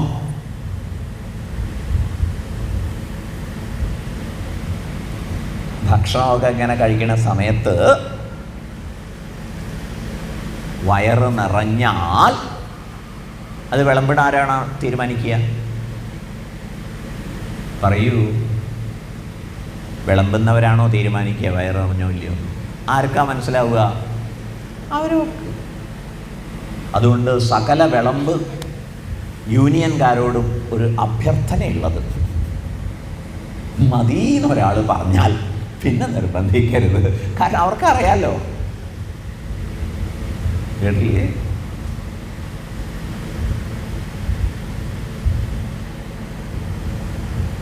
എപ്രകാരമാണോ വിശപ്പ് മാറിയ കാര്യം നിങ്ങൾ തിരിച്ചറിയുന്നത്, അതുപോലെ ഈ അറിവ് നിങ്ങൾക്ക് ബോധ്യമാവും. പ്രത്യക്ഷാവഗമം. വ്യാഖ്യാതാക്കൾ ഒരാശങ്ക ഉന്നയിക്കുകയാണ്. വ്യാഖ്യാതാക്കൾ പറയാണ്, ഇത്ര എളുപ്പമൊക്കെ ആണെങ്കിൽ അതേതോ ഷോർട്ട് കട്ടായിരിക്കാനാ സാധ്യത. ഇത്തിരി വഴിവിട്ട രീതിയിലായിരിക്കും അല്ലേ?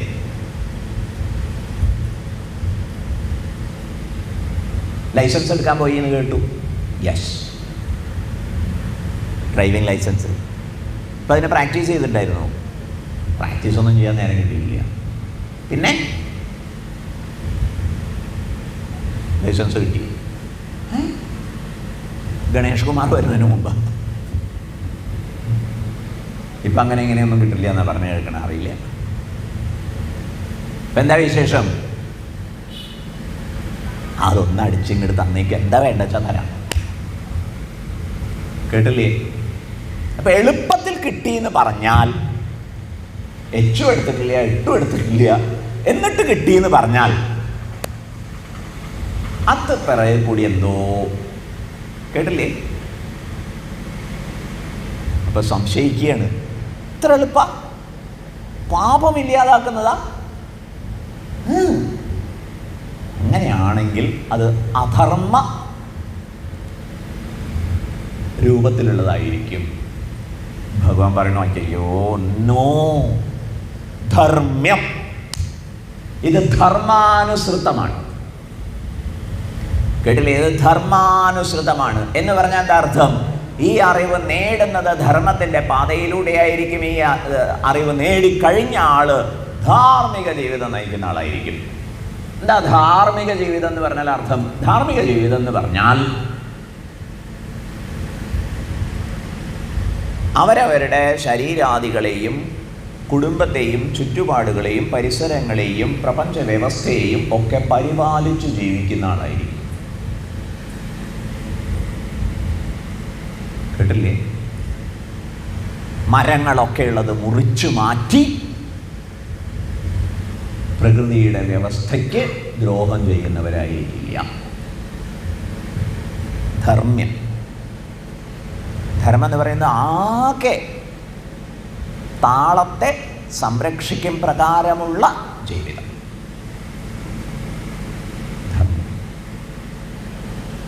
ഈ വിദ്യ ധർമ്മ്യമാണ്. രാജവിദ്യാരാജഗുഹ്യം പവിത്രമിതമുത്തമം പ്രത്യക്ഷാവഗമം ധർമ്മ്യം.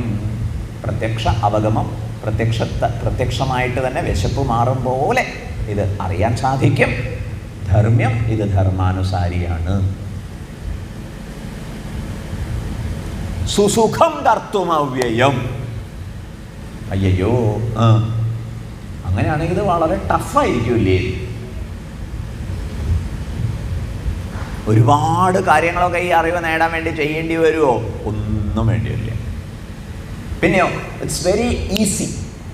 സുസുഖം, വളരെ എളുപ്പത്തിൽ. കേട്ടില്ലേ?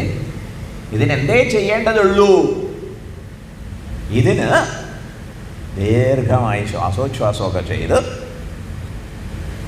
മനസ്സിനെയൊക്കെ സ്വസ്ഥമാക്കി കണ്ണും കാതും തുറന്നു വെച്ച്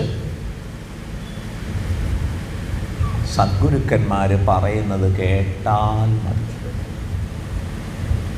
സുസുഖം കർത്തും, വേറെ ഒന്നും വേണ്ട. കേട്ടില്ലേ? അല്ല, ഇങ്ങനെ എത്രയൊക്കെ എളുപ്പമാണെങ്കിലേ അത് ഈ പഞ്ഞി മിഠായി പോലെ ഷൂ എന്ന് പറയുമ്പോൾ അങ്ങോട്ട് തീരും. അത്രയും പ്രയാസമൊന്നുമില്ല വെച്ചാലേ കിട്ടിക്കഴിഞ്ഞാൽ അധികകാലം നിലനിൽക്കാൻ സാധ്യതയില്ല. അയ്യോ, അങ്ങനെയല്ല. പിന്നെയോ, അവ്യയം. ഒരിക്കൽ ഈ അറിവിലേക്ക് ഉണർന്നാൽ, ഒരിക്കൽ പാപവിമുക്തരായാൽ, ഒരിക്കൽ നിങ്ങൾ മോചനത്തെ പ്രാപിച്ചാൽ പിന്നീട് ഒരിക്കലും ആ സ്വാതന്ത്ര്യത്തിൽ നിന്ന് നിങ്ങൾ വ്യതിചലിക്കില്ല, ബന്ധനത്തിൽ പെട്ടുപോവില്ല, പാപിഷ്ഠരാവില്ല. അവ്യയം. അവ്യയം എന്ന് പറഞ്ഞാൽ നാശരഹിതം. അഡ്വർടൈസ്മെന്റ് ഇഷ്ടായോ? ഒരു ഉത്സാഹം കാണാനില്ലല്ലോ. ഇഷ്ടായോ? രാജവിദ്യാരാജഗുഹ്യം പവിത്രം, ജന്മജന്മാന്തര പാപങ്ങളെ ഇല്ലാതാക്കുന്നത്. ഉത്തമമായ രീതിയിൽ പവിത്രമാണ്. പിന്നെയോ, പ്രത്യക്ഷാവഗമം. നമുക്ക് നേരിട്ട് ബോധിക്കാൻ പറ്റും. അല്ലാതെ മറ്റുള്ളവരോട് കൺഫേം ചെയ്യേണ്ട കാര്യമില്ല. എൻ്റെ കണ്ണിലേക്ക് ഒന്ന് നോക്കിക്കേ, എന്തേലും കുഴപ്പമുണ്ട് എന്ന് ബാക്കിയുള്ളവർ പറഞ്ഞിട്ടുണ്ടെന്ന് പറയും, നമുക്ക് മനസ്സിലാവും. സുസുഖം കർത്തും അവ്യയം. ധർമ്മ്യമാണ്, ധർമാനുസാരിയാണ്, എളുപ്പത്തിൽ നേടാവുന്നതാണ്. നേടിക്കഴിഞ്ഞാൽ ഒരിക്കലും നശിക്കുകയും ഇല്ല. ഓക്കെ. പക്ഷേ അശ്രദ്ധധാനാ പുരുഷാഃ ധർമ്മസ്യാസ്യ പരന്തപ അപ്രാപ്യ മാം നിവർത്തന്തെ മൃത്യുസംസാരവർമ്മണി. അശ്രദ്ധധാനാഃ പുരുഷാഃ, ശ്രദ്ധയില്ലാത്ത വ്യക്തികൾ.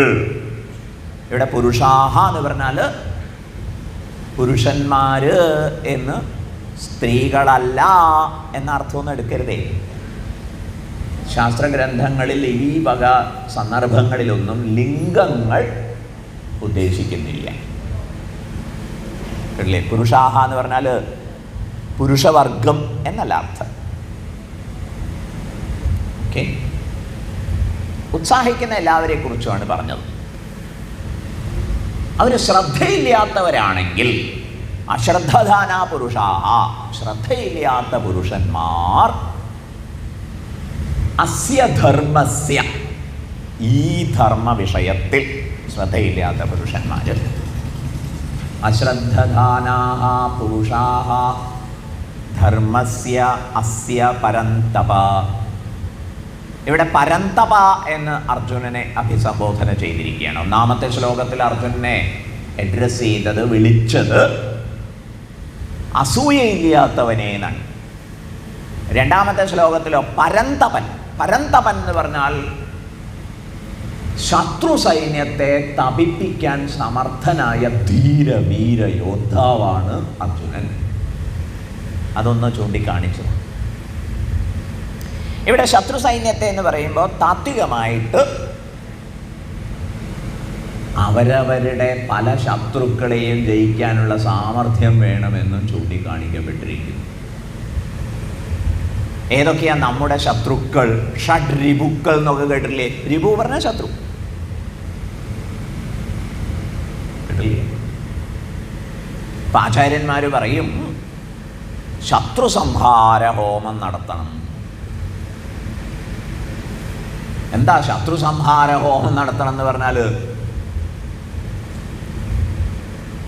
നിങ്ങളെ നന്മയുടെ, ശ്രേയസ്സിൻ്റെ, സൗഖ്യത്തിൻ്റെ, മോക്ഷത്തിൻ്റെ പാതയിൽ തടയുന്ന ശത്രുക്കളെ സംഹരിക്കാനുള്ള ഹോമം. അല്ലാതെ നമ്മൾ മനസ്സിൽ കാണുന്ന ശത്രുക്കളെ അല്ല. കേട്ടില്ലേ? മനസ്സിൽ നമ്മളെ ആരെയൊക്കെ കാണുക? ചിലപ്പോൾ അയൽവക്കത്തുള്ളവരെയൊക്കെ ആയിരിക്കും. അവർ നല്ല ശത്രുക്കൾ എന്ന് പറയും. ആത്മൈവ ഹ്യാത്മനോ ബന്ധു ആത്മൈവ റിപുരാത്മന. ഇമ്പിള് തന്നെ നമ്മളെ ശത്രു, ഇമ്പിള് തന്നെ നമ്മളെ ബന്ധു.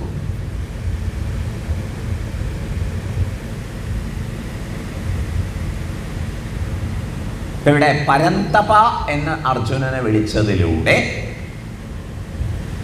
ശത്രുക്കളെയൊക്കെ തപിപ്പിക്കുന്നവൻ, ശത്രുക്കളെ ജയിക്കാനുള്ള സാമർഥ്യമുള്ളവൻ എന്ന് പ്രത്യക്ഷാർത്ഥം പരോക്ഷമായി നമുക്കുള്ള സൂചനയാണ്. നമ്മൾ നമ്മിലെ കാമം, ക്രോധം, ലോഭം, മോഹം, മതം, മാത്സര്യം, ഡംഭ്, അസൂയ ഇത്യാദി ശത്രുക്കളെയൊക്കെ ജയിക്കാൻ സാമർഥ്യമുള്ളവരായിരിക്കണം. സന്ദേശം വ്യക്തമായോ? അശ്രദ്ധധാനാ പുരുഷാഃ ധർമ്മസ്യാസ്യ പരന്തപ അപ്രാപ്യ മാം നിവർത്തന്തെ. മാം അപ്രാപ്യ തേ നിവർത്തന്തെ. എന്നെ പ്രാപിക്കാതെ അവർ നിശ്ചയേന ആവർത്തന്തെ, നിശ്ചയമായിട്ടും ആവർത്തിക്കും. എവിടെ? മൃത്യു സംസാര വർമ്മണി, മരണ സംസാര വഴിയിൽ അവരിങ്ങനെ ചുറ്റിക്കളിക്കും. നമ്മൾ ചിലപ്പോൾ ആ സമയത്തൊക്കെ പ്രത്യേകിച്ച് യങ്സ്റ്റേഴ്സിനെയൊക്കെ കാണുമ്പോൾ ചോദിക്കാറില്ലേ, യുവജനങ്ങളെയൊക്കെ കാണുമ്പോൾ ചോദിക്കാം, എന്താ ഒരു ചുറ്റിക്കളി? ജീവിതപാതയിലെ ചുറ്റിക്കളി ഏതാ? ജീവിതപാതയിലെ ചുറ്റിക്കളി ആലോചിക്കാനുള്ള കഴിവുണ്ട്, തീരുമാനമെടുക്കാനുള്ള ശേഷിയുണ്ട്. എന്നിട്ടും ആലോചിക്കാതെ, തീരുമാനമെടുക്കാതെ, ജീവിതത്തെ ആസൂത്രണം ചെയ്യാതെ, നേർവഴിക്ക് നയിക്കാതെ ഏതൊക്കെയോ ആവേശങ്ങൾക്ക് അടിമപ്പെട്ട് ആരുടെയൊക്കെയോ അടിമകളായിട്ട് ജീവിക്കുന്നവർ ചുറ്റിക്കളിക്കാരാണ്. അവരെക്കുറിച്ച് ഭഗവാൻ പറയുന്നു, എന്നെ അവർ പ്രാപിക്കുന്നില്ല. എന്നെ അവർ പ്രാപിക്കുന്നില്ല എന്ന് പറയുമ്പോൾ ഇതുവരെ പറഞ്ഞതിൻ്റെ പശ്ചാത്തലത്തിൽ എന്ത് മനസ്സിലാക്കണം നമ്മൾ? അവരവരെ കുറിച്ചുള്ള, അവരവരെ മുക്തരാക്കുന്ന, നിർഭയരാക്കുന്ന, എല്ലാ സങ്കടങ്ങളെയും അതിക്രമിക്കാൻ സഹായിക്കുന്ന വിദ്യ നേടാൻ കഴിവില്ലാത്തവരായിട്ട്. മാം അപ്രാപ്യ, എന്നെ പ്രാപിക്കാതെ. എന്നെ പ്രാപിക്കുക എന്ന് പറഞ്ഞാൽ എന്താ അർത്ഥം? ഭഗവാനെ പ്രാപിക്കുക എന്ന് പറഞ്ഞാൽ എന്താ അർത്ഥം? ഈ അറിവ് നേടി നിങ്ങൾ ആരാണെന്ന് അറിവ് നേടി മുക്തരാവുക എന്നാണ് അർത്ഥം. അത് അക്കൂട്ടർക്ക് സാധിക്കില്ല. വ്യാഖ്യാതാക്കൾ മാം അപ്രാപ്യ എന്ന് പറഞ്ഞതിനെ കുറിച്ച് വേറൊരു കാര്യവും സൂചിപ്പിക്കും. എന്താണെന്നറിയാമോ? അവര് എന്നെ സംബന്ധിക്കുന്ന ഭക്തി പോലും ഇല്ലാത്തവരാവുന്നു. കാരണം ക്ഷേത്രത്തിൽ പോകുന്നതും നാമം ജപിക്കുന്നതും തീർത്ഥാടനം നടത്തുന്നതും ദാനം ചെയ്യുന്നതുമൊക്കെ നമ്മെ ക്രമത്തിൽ ഈ അറിവ് നേടാൻ സഹായിക്കും. പക്ഷെ ശ്രദ്ധയില്ലാത്തവരെ കുറിച്ച് ഭഗവാൻ പറയുകയാണ്, അവര് എന്നെ പ്രാപിക്കുന്നില്ല. വ്യാഖ്യാതാക്കൾ പറയുന്നു, എന്നെ പ്രാപിക്കാൻ അഥവാ ഈ രാജവിദ്യയും രാജഗുഹ്യവുമായിട്ടുള്ള മഹത്തായ അറിവ് നേടാനുള്ള യോഗ്യത നേടാൻ സഹായകമായ കാര്യങ്ങളിലും അവർ മുഴുകില്ല. മാം അപ്രാപ്യ, എന്നെ പ്രാപിക്കാതെ, നിവർത്തന്തേ, നിശ്ചയേന ആവർത്തന്തേ, അവരിങ്ങനെ ചുറ്റിക്കളി തുടരുന്നു. എവിടെ? മൃത്യു സംസാരവർമ്മനി. മൃത്യു തന്നെയാണ് സംസാരം. സംസാരം എന്ന് പറഞ്ഞാൽ ഇങ്ങനെ കറങ്ങുക എന്നർത്ഥം. സമ്യക് സരതി, കേട്ടില്ലേ? മരണത്തിൻ്റെ സംസാരം. മരണത്തിൻ്റെ സംസാരം എന്ന് പറഞ്ഞാൽ ഇത് ഹൈന്ദവ വിശ്വാസപ്രകാരം നമ്മൾ മരിക്കുന്നതോടെ അതുവരെ നമ്മൾ ചെയ്തു കൂട്ടിയ കാര്യങ്ങളൊക്കെ നമ്മുടെ അന്ധഃകരണത്തിൽ സോഫ്റ്റ്വെയർ, അതാണല്ലോ ഇന്നത്തെ ഒരു മനസ്സിലാക്കുന്ന ഭാഷ, അതുപോലെ എല്ലാം ഉള്ളിൽ രേഖപ്പെടുത്തപ്പെട്ടിട്ടുണ്ടാവും. അതിനനുസരിച്ചാണ് നമ്മൾ ജന്മങ്ങൾ എടുക്കുക എന്നുള്ളതാണ്. ഈ ജന്മമാണെങ്കിൽ കഴിഞ്ഞ എത്രയോ ജന്മങ്ങളുടെ ബാക്കി പത്രമാണ്. ഇനിയും എത്രയോ ജന്മങ്ങൾക്കുള്ള വിഭവം ഉള്ളിലുണ്ട്. അതിനനുസരിച്ച് ഇങ്ങനെ പുനരഭിജനനം പുനരപി മരണം പുനരഭിജനനീ ജഠരേ ശയനം ഇഹ സംസാരേ ബഹുദുസ്താരേ കൃപയാ അപാരേ പാഹി മുരാരേ എന്നൊക്കെ ഭജഗോവിന്ദത്തിൽ പ്രാർത്ഥിക്കുകയും ഇങ്ങനെ ജനിമൃതികളുടെ വട്ടത്തിൽ പെട്ടുപോകും. ഇവിടെ ആരെക്കുറിച്ചാണ് പറഞ്ഞത്? ശ്രദ്ധയില്ലാത്തവരെ കുറിച്ച്.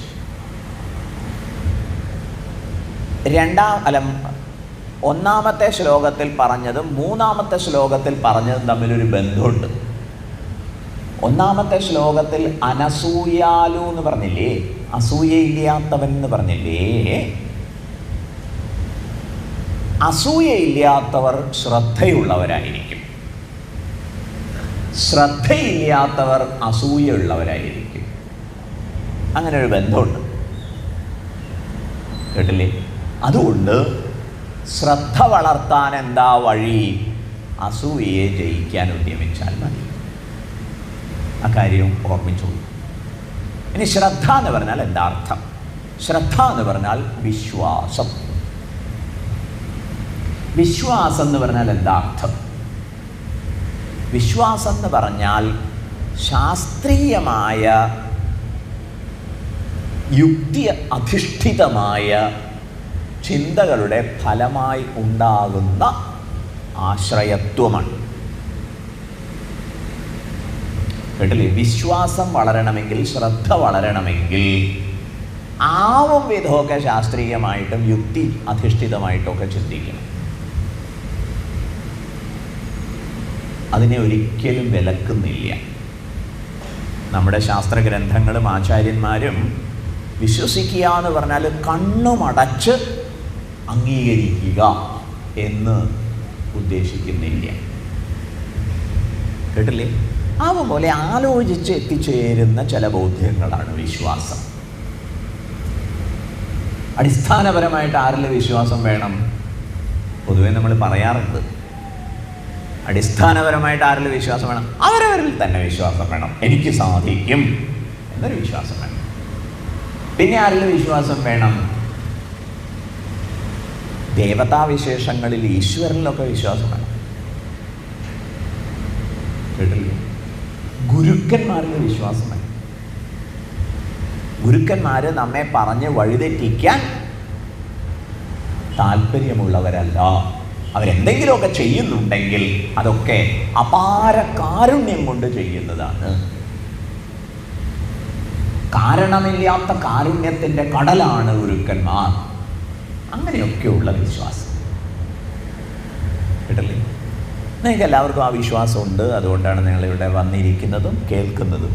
ഈ കേൾക്കുന്നത് വൃത്തിയായിട്ട് ആലോചിച്ച് നിങ്ങളുടെ ജീവിതവുമായിട്ട് ബന്ധപ്പെടുത്തും തോറും വിശ്വാസം വർദ്ധിച്ചു വർദ്ധിച്ചു വർദ്ധിച്ചു വന്നോളും. ശ്രദ്ധയില്ലാത്തവരെ കുറിച്ച് അസുരോപനിഷത്തിൽ ആകൃഷ്ടരായവർ എന്നാണ് ആചാര്യസ്വാമികൾ ആക്ഷേപിക്കുന്നത്. ശ്രദ്ധയില്ലാത്തവർ അവരാരാണ്? അവർ അസുരന്മാരുടെ ഉപനിഷത്തിൽ വിശ്വസിക്കുന്നവരാണ്. അങ്ങനെ ഒരു ഉപനിഷത്തുണ്ടോ? അങ്ങനെ ഒരു ഉപനിഷത്തില്ല. എങ്കിലും യാവത് ജീവേത് സുഖം ജീവേത് ഋണം കൃത്വാ ഘൃതം പിബേത്, ഇങ്ങനെയൊക്കെ പറഞ്ഞു നടക്കണ ഒരു കൂട്ടരുണ്ട്. എത്ര കാലം ജീവിക്കുന്നു അത്രയും കാലം ഖാവോ പീവോ മജാ കരോ, തിന്നുക, കുട്ടിക്കുക, രമിക്കുക, ആഹ്ലാദിക്കുക, ആഘോഷിക്കുക. ഭസ്മീഭൂതസ്യ ദേഹസ്യ പുനരാഗമനം കുതഃ. ഒരിക്കൽ ചത്തുപോയി കഴിഞ്ഞാൽ ഇത് കത്തിച്ച് കളയില്ലേ? ഭസ്മമായി കഴിഞ്ഞാൽ പിന്നെ എന്തോട്ട് തിരിച്ചു വരാ? ഒന്നുമില്ല, ഒക്കെ വിഡിത്തം. അതുകൊണ്ട് ആവും പോലെ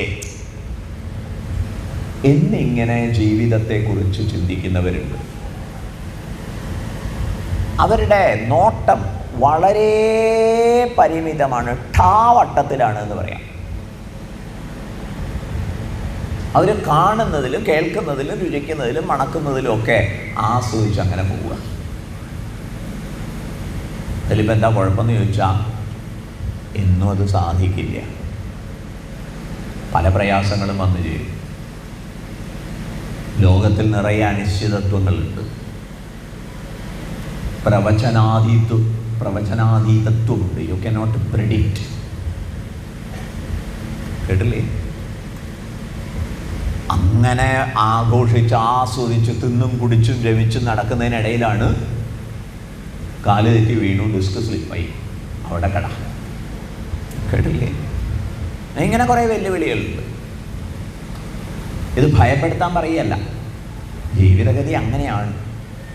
ഈ പ്രകൃതം മനസ്സിലായിക്കൊണ്ട് നമ്മൾ കുറച്ചുകൂടി ആഴത്തിലും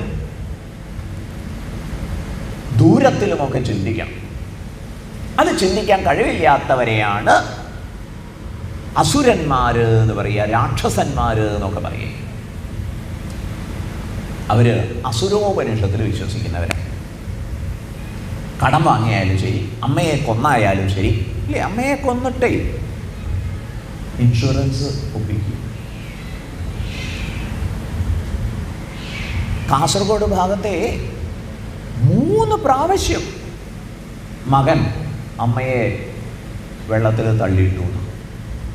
വെള്ളപ്പൊക്കം വരുമ്പോഴേ വെള്ളപ്പൊക്ക ദുരിതാശ്വാസം കിട്ടാൻ, ഇപ്പോൾ കുടുംബത്തിലൊരാൾ മരിച്ചു എന്ന് വന്നാൽ നല്ലൊരു സംഖ്യ കിട്ടും. അമ്മയെ തള്ളിയിട്ടു. 1ാമത്തെ പ്രാവശ്യം അമ്മയെ ആരോ രക്ഷിച്ചു, 2ാമത്തെ പ്രാവശ്യം രക്ഷിച്ചു. ആ മാതൃ മനസ്സ് ആവും. മകൻ തള്ളിയിട്ടതാണെന്ന് അമ്മ ആരോടും പറഞ്ഞിട്ടില്ല. 3ാമത്തെ പ്രാവശ്യം മറ്റുള്ളവർ കണ്ട് മനസ്സിലാക്കിയതാത്രേ. അമ്മയെ കൊന്നിട്ടായാലും ശരി, എന്നിങ്ങനെയൊക്കെ ചിന്തിക്കുന്നത് എന്തൊരു അസുര സ്വഭാവമാണ്, രാക്ഷസ സ്വഭാവമാണ്. മനസ്സിലായില്ലേ?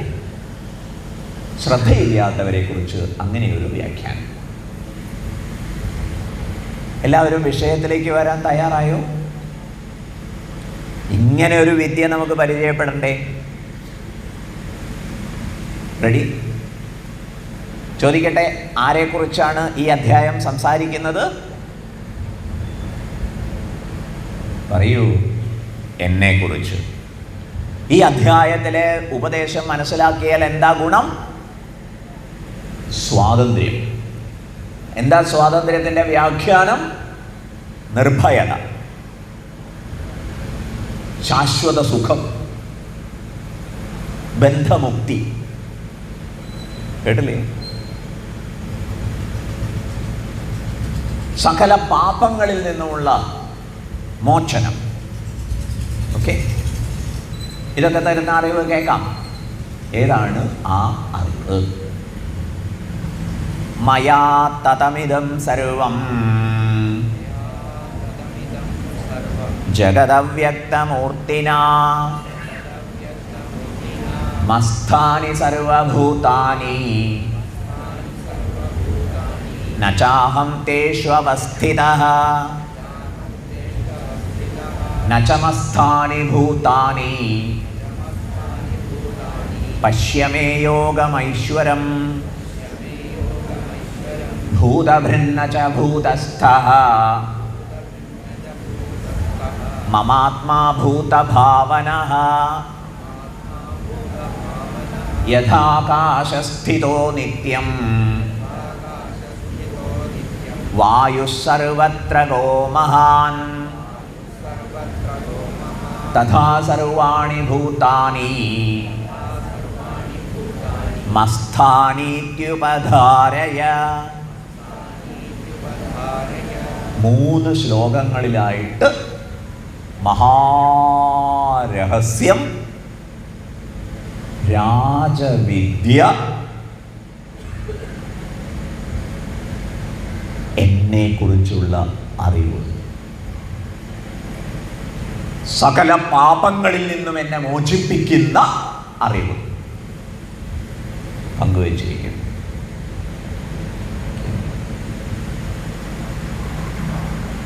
ഇവിടെ കൃഷ്ണൻ പറയുന്നതായിട്ടാണ് ചിത്രീകരണം. ഭഗവാൻ പറയുകയാണ്. അത് എൻ്റെ കാര്യമാണ് എന്ന നിലയിൽ ഞാൻ മനസ്സിലാക്കുമ്പോൾ ഭഗവാൻ പറയുന്നു എന്നുള്ളത് എൻ്റെ കാര്യമായതുകൊണ്ട് ഞാൻ ഭഗവാനാണ് എന്നാണ് ചിന്തിച്ച് ചെല്ലുമ്പോൾ ബോധ്യമാവുക. കേൾക്കണ്ടോ? ഭഗവാൻ കൃഷ്ണൻ, കുറച്ചൊരു ധിക്കാരം പറഞ്ഞോട്ടെ, ഭഗവാൻ കൃഷ്ണൻ എത്ര കേമനായാലും എനിക്കെന്ത് ഗുണം?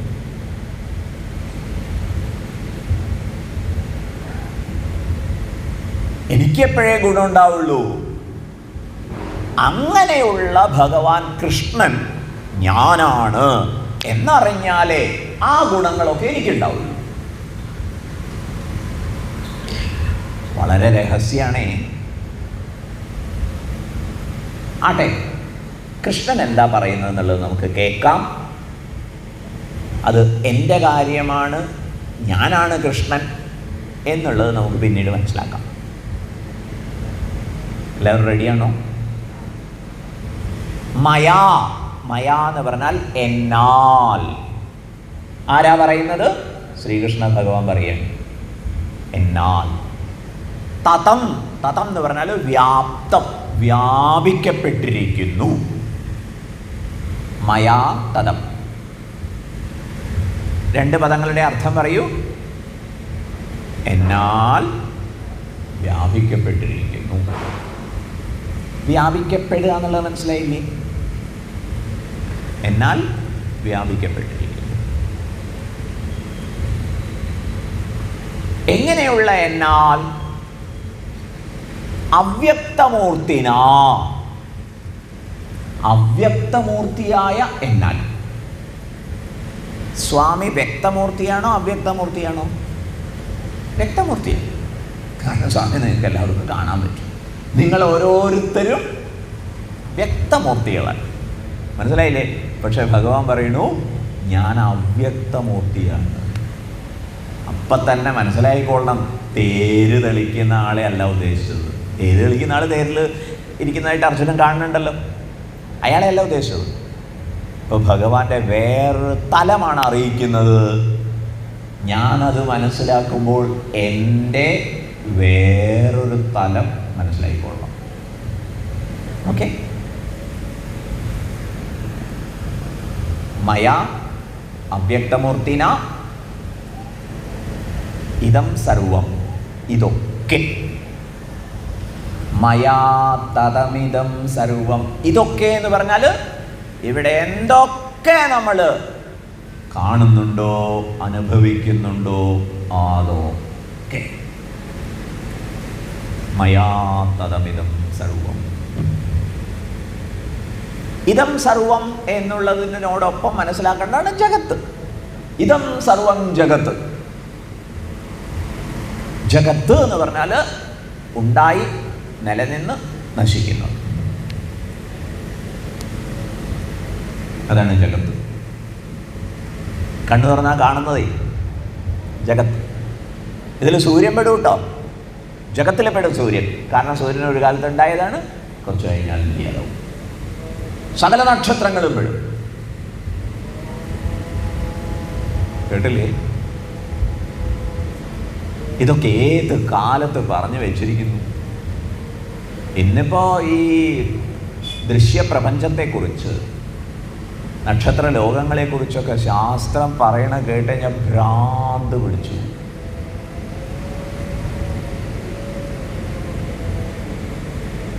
ഭ്രാന്ത് പിടിച്ചു. നമ്മൾ ഈ ശാസ്ത്രീയമായ ഗവേഷണങ്ങൾ നടത്തി നിരീക്ഷിച്ചറിഞ്ഞ ലോകമുണ്ടല്ലോ, ആ ലോകം എന്ന് പറയുന്നത് ഇനി ഉള്ളതിൻ്റെ, കണ്ടെത്താനുള്ളതിൻ്റെ വളരെ ചെറിയൊരു അംശാത്രേ. ഭ്രമിപ്പിക്കുന്ന പല അറിവുകളുമുണ്ട്. അതിലേക്കൊന്നും കടക്കുന്നില്ല. താല്പര്യമുള്ളവർ അന്വേഷിച്ച് പോകണം. അല്ലാതെ ഇതേ സത്യം എന്ന് പറഞ്ഞിരിക്കരുത്. കേട്ടില്ലേ?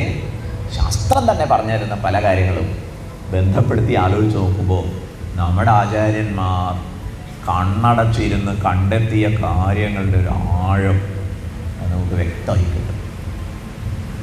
ആ വഴിക്കും അന്വേഷണം താല്പര്യമുള്ളവർ നടത്തണേ. ഓക്കെ, വിഷയത്തിലേക്ക് വരാം. ഇതം സർവം ജഗത്ത്, ഈ ജഗത്ത് മുഴുവൻ. ഭഗവാൻ കൃഷ്ണൻ പറയാണ്, മയാ അവ്യക്തമൂർത്തിന, എന്നാൽ അവ്യക്തമൂർത്തിയായ എന്നാൽ ഈ ജഗത്ത് മുഴുവൻ വ്യാപിച്ചിരിക്കുന്നു. മയാ തദമിതം സർവം ജഗദവ്യക്തമൂർത്തിന. വ്യക്തമായോ? എങ്ങനെയെന്നൊക്കെ നമുക്ക് ചോദിക്കാം. ഇനി ഭഗവാൻ പറയണു, മസ്താനി, എന്നിൽ സ്ഥിതി ചെയ്യുന്നു. എന്ത്?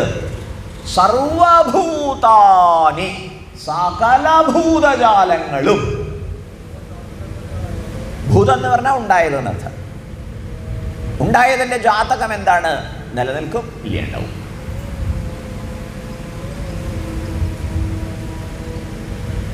അങ്ങനെ ഉണ്ടായി നിലനിന്ന് നശിക്കുന്ന സകലതും എന്നിൽ വർത്തിക്കും. മസ്താനി. കേട്ടില്ലേ? ഇപ്പം ഈ കണ്ണടക്കോട് എൻ്റെ കയ്യിൽ എന്ന് പറയുന്നത് പോലെയാണ് എന്നിൽ ഈ പ്രപഞ്ചം മുഴുവൻ. അടുത്തത് ഭഗവാൻ പറഞ്ഞത് കേൾക്കാം.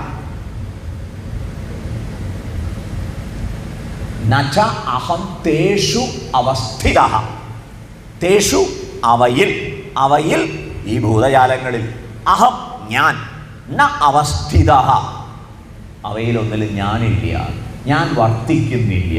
എവിടെ? ഈ ലോകത്തിൽ. ഭഗവാനെ, ഓ അങ്ങ് ആദ്യം പറഞ്ഞത് എന്താ? ആദ്യം പറഞ്ഞത് എന്നാൽ എല്ലായിടത്തും വ്യാപിക്കപ്പെട്ടിരിക്കുന്നു. എന്നിട്ട് ഇപ്പം പറഞ്ഞത് എന്താ? ഞാൻ അവയിലൊന്നിലും ഇല്ല. ഭഗവാനെ, ഓ എന്താ രാവിലെ കഴിച്ചത്? തലേവാലില്ലാത്ത വർത്താനം പറയാ. വെറുതെ അല്ല രഹസ്യം എന്ന് പറഞ്ഞത്. നമുക്കിത് ചുരുളഴിക്കാട്ടോ, ക്ഷമിക്കണേ, നാളെ ആവും ചുരുളഴിക്കൽ. മസ്താനി സർവഭൂതാനി നചാഹം തേഷു അവസ്ഥിതഃ, ഞാൻ അവയിലൊന്നിലുമില്ല.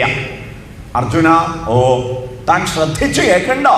ഉവേ, ഇതും കൂടി കേട്ടോള, അവ എന്നിലും ഇല്ല.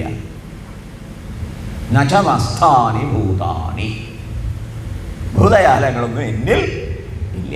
ഞാൻ അവയിലും ഇല്ല, അവ എന്നിലും ഇല്ല. പശ്യമേ യോഗമൈശ്വരം, എൻ്റെ ഈശ്വരീയമായ യോഗത്തെ, അത്ഭുതത്തെ, സൃഷ്ടി സവിശേഷതയെ അർജുന കണ്ടാലും.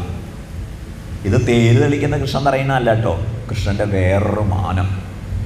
ഇത് നമ്മൾ കേൾക്കുമ്പോൾ നമ്മുടെ വേറൊരു മാനത്തെക്കുറിച്ച് മനസ്സിലായിക്കൊള്ളണം. ആവും പോലെ സ്വാമി പറഞ്ഞുതരാൻ ഉത്സാഹിച്ചോളാം. ഉത്സാഹിച്ച് നിങ്ങൾ കേൾക്കണം, പക്ഷെ മനസ്സിരുത്തി കേൾക്കണം. കേട്ടില്ലേ? ബാക്കിയൊക്കെ അവിടെ ഇരിക്കട്ടെ, ഇത് മുറുകെ പിടിച്ചാൽ. ഇന്ന് സ്വാമി രാവിലെ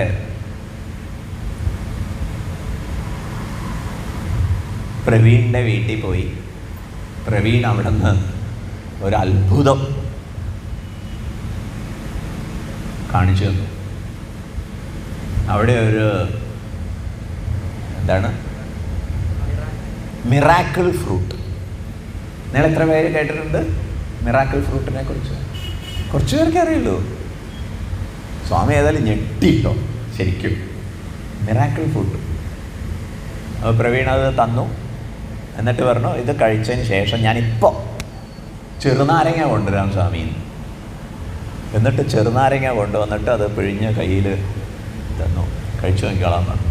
നല്ല മാസൂര്യ. ജീവിതം മുഴുവൻ മധുരതമമാക്കാൻ സാധിക്കും ഈ ഒരറിവുണ്ടെങ്കിൽ. കേട്ടില്ലേ? നാരങ്ങ ഉണ്ടോ നോക്കട്ടെ.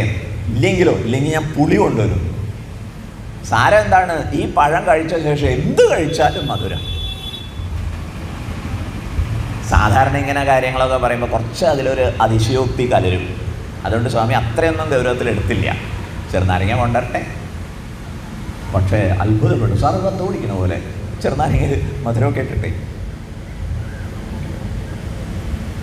Miracle fruit.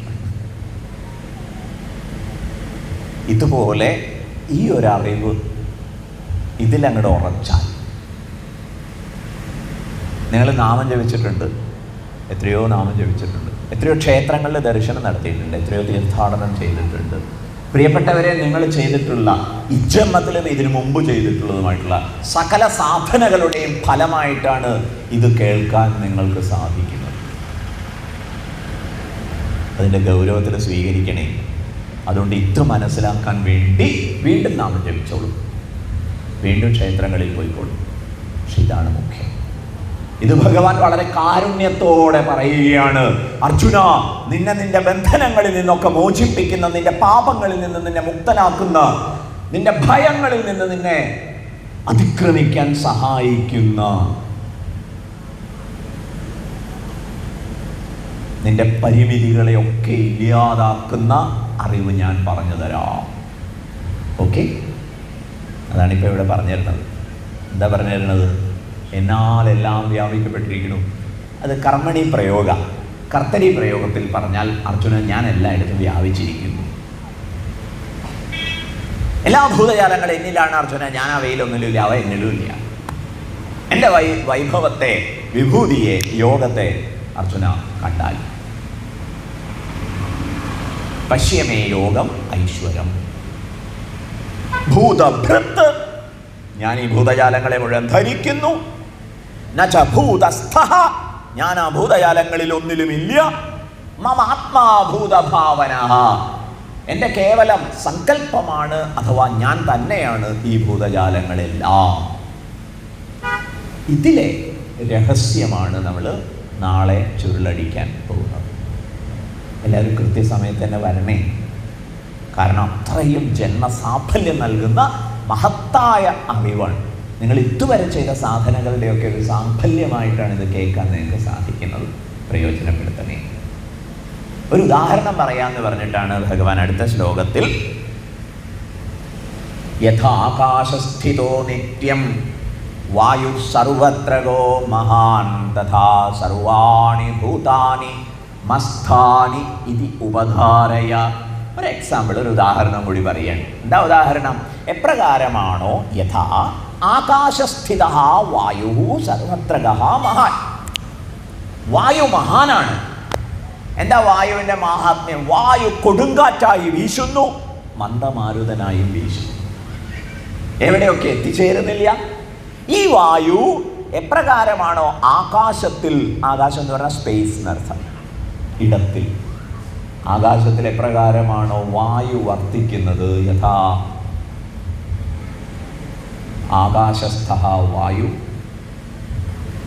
യഥാകാശസ്ഥിതോ വായു, ആകാശത്തിൽ സ്ഥിതി ചെയ്യുന്ന വായു, സർവത്രഗഃ എല്ലായിടത്തും എത്തിച്ചേരുന്നു, മഹാൻ കൊടുങ്കാറ്റായി വീശാനും മന്ദമാരുതനായി ആശ്വസിപ്പിക്കാനും സാമർഥ്യമുള്ള വായു എപ്രകാരമാണ് ആകാശത്തിൽ വർത്തിക്കുന്നത്, തഥാ അപ്രകാരം സർവാണി ഭൂതാനി സകല ഭൂതജാലങ്ങളും അർജുന മസ്ഥാനി എന്നിൽ വർത്തിക്കുന്നു.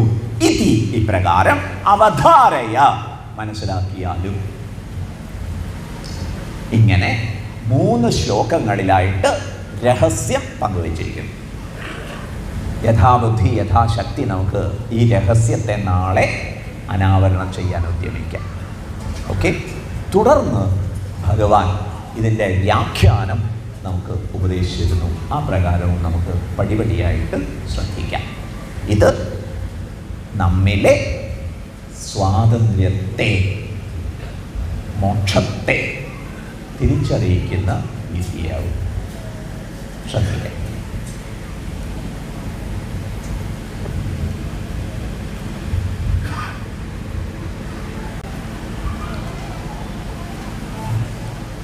ഇന്നത്തെ യജ്ഞ സമർപ്പണം നിർവഹിച്ചിട്ടുള്ളത് ശ്രീ കൃഷ്ണൻ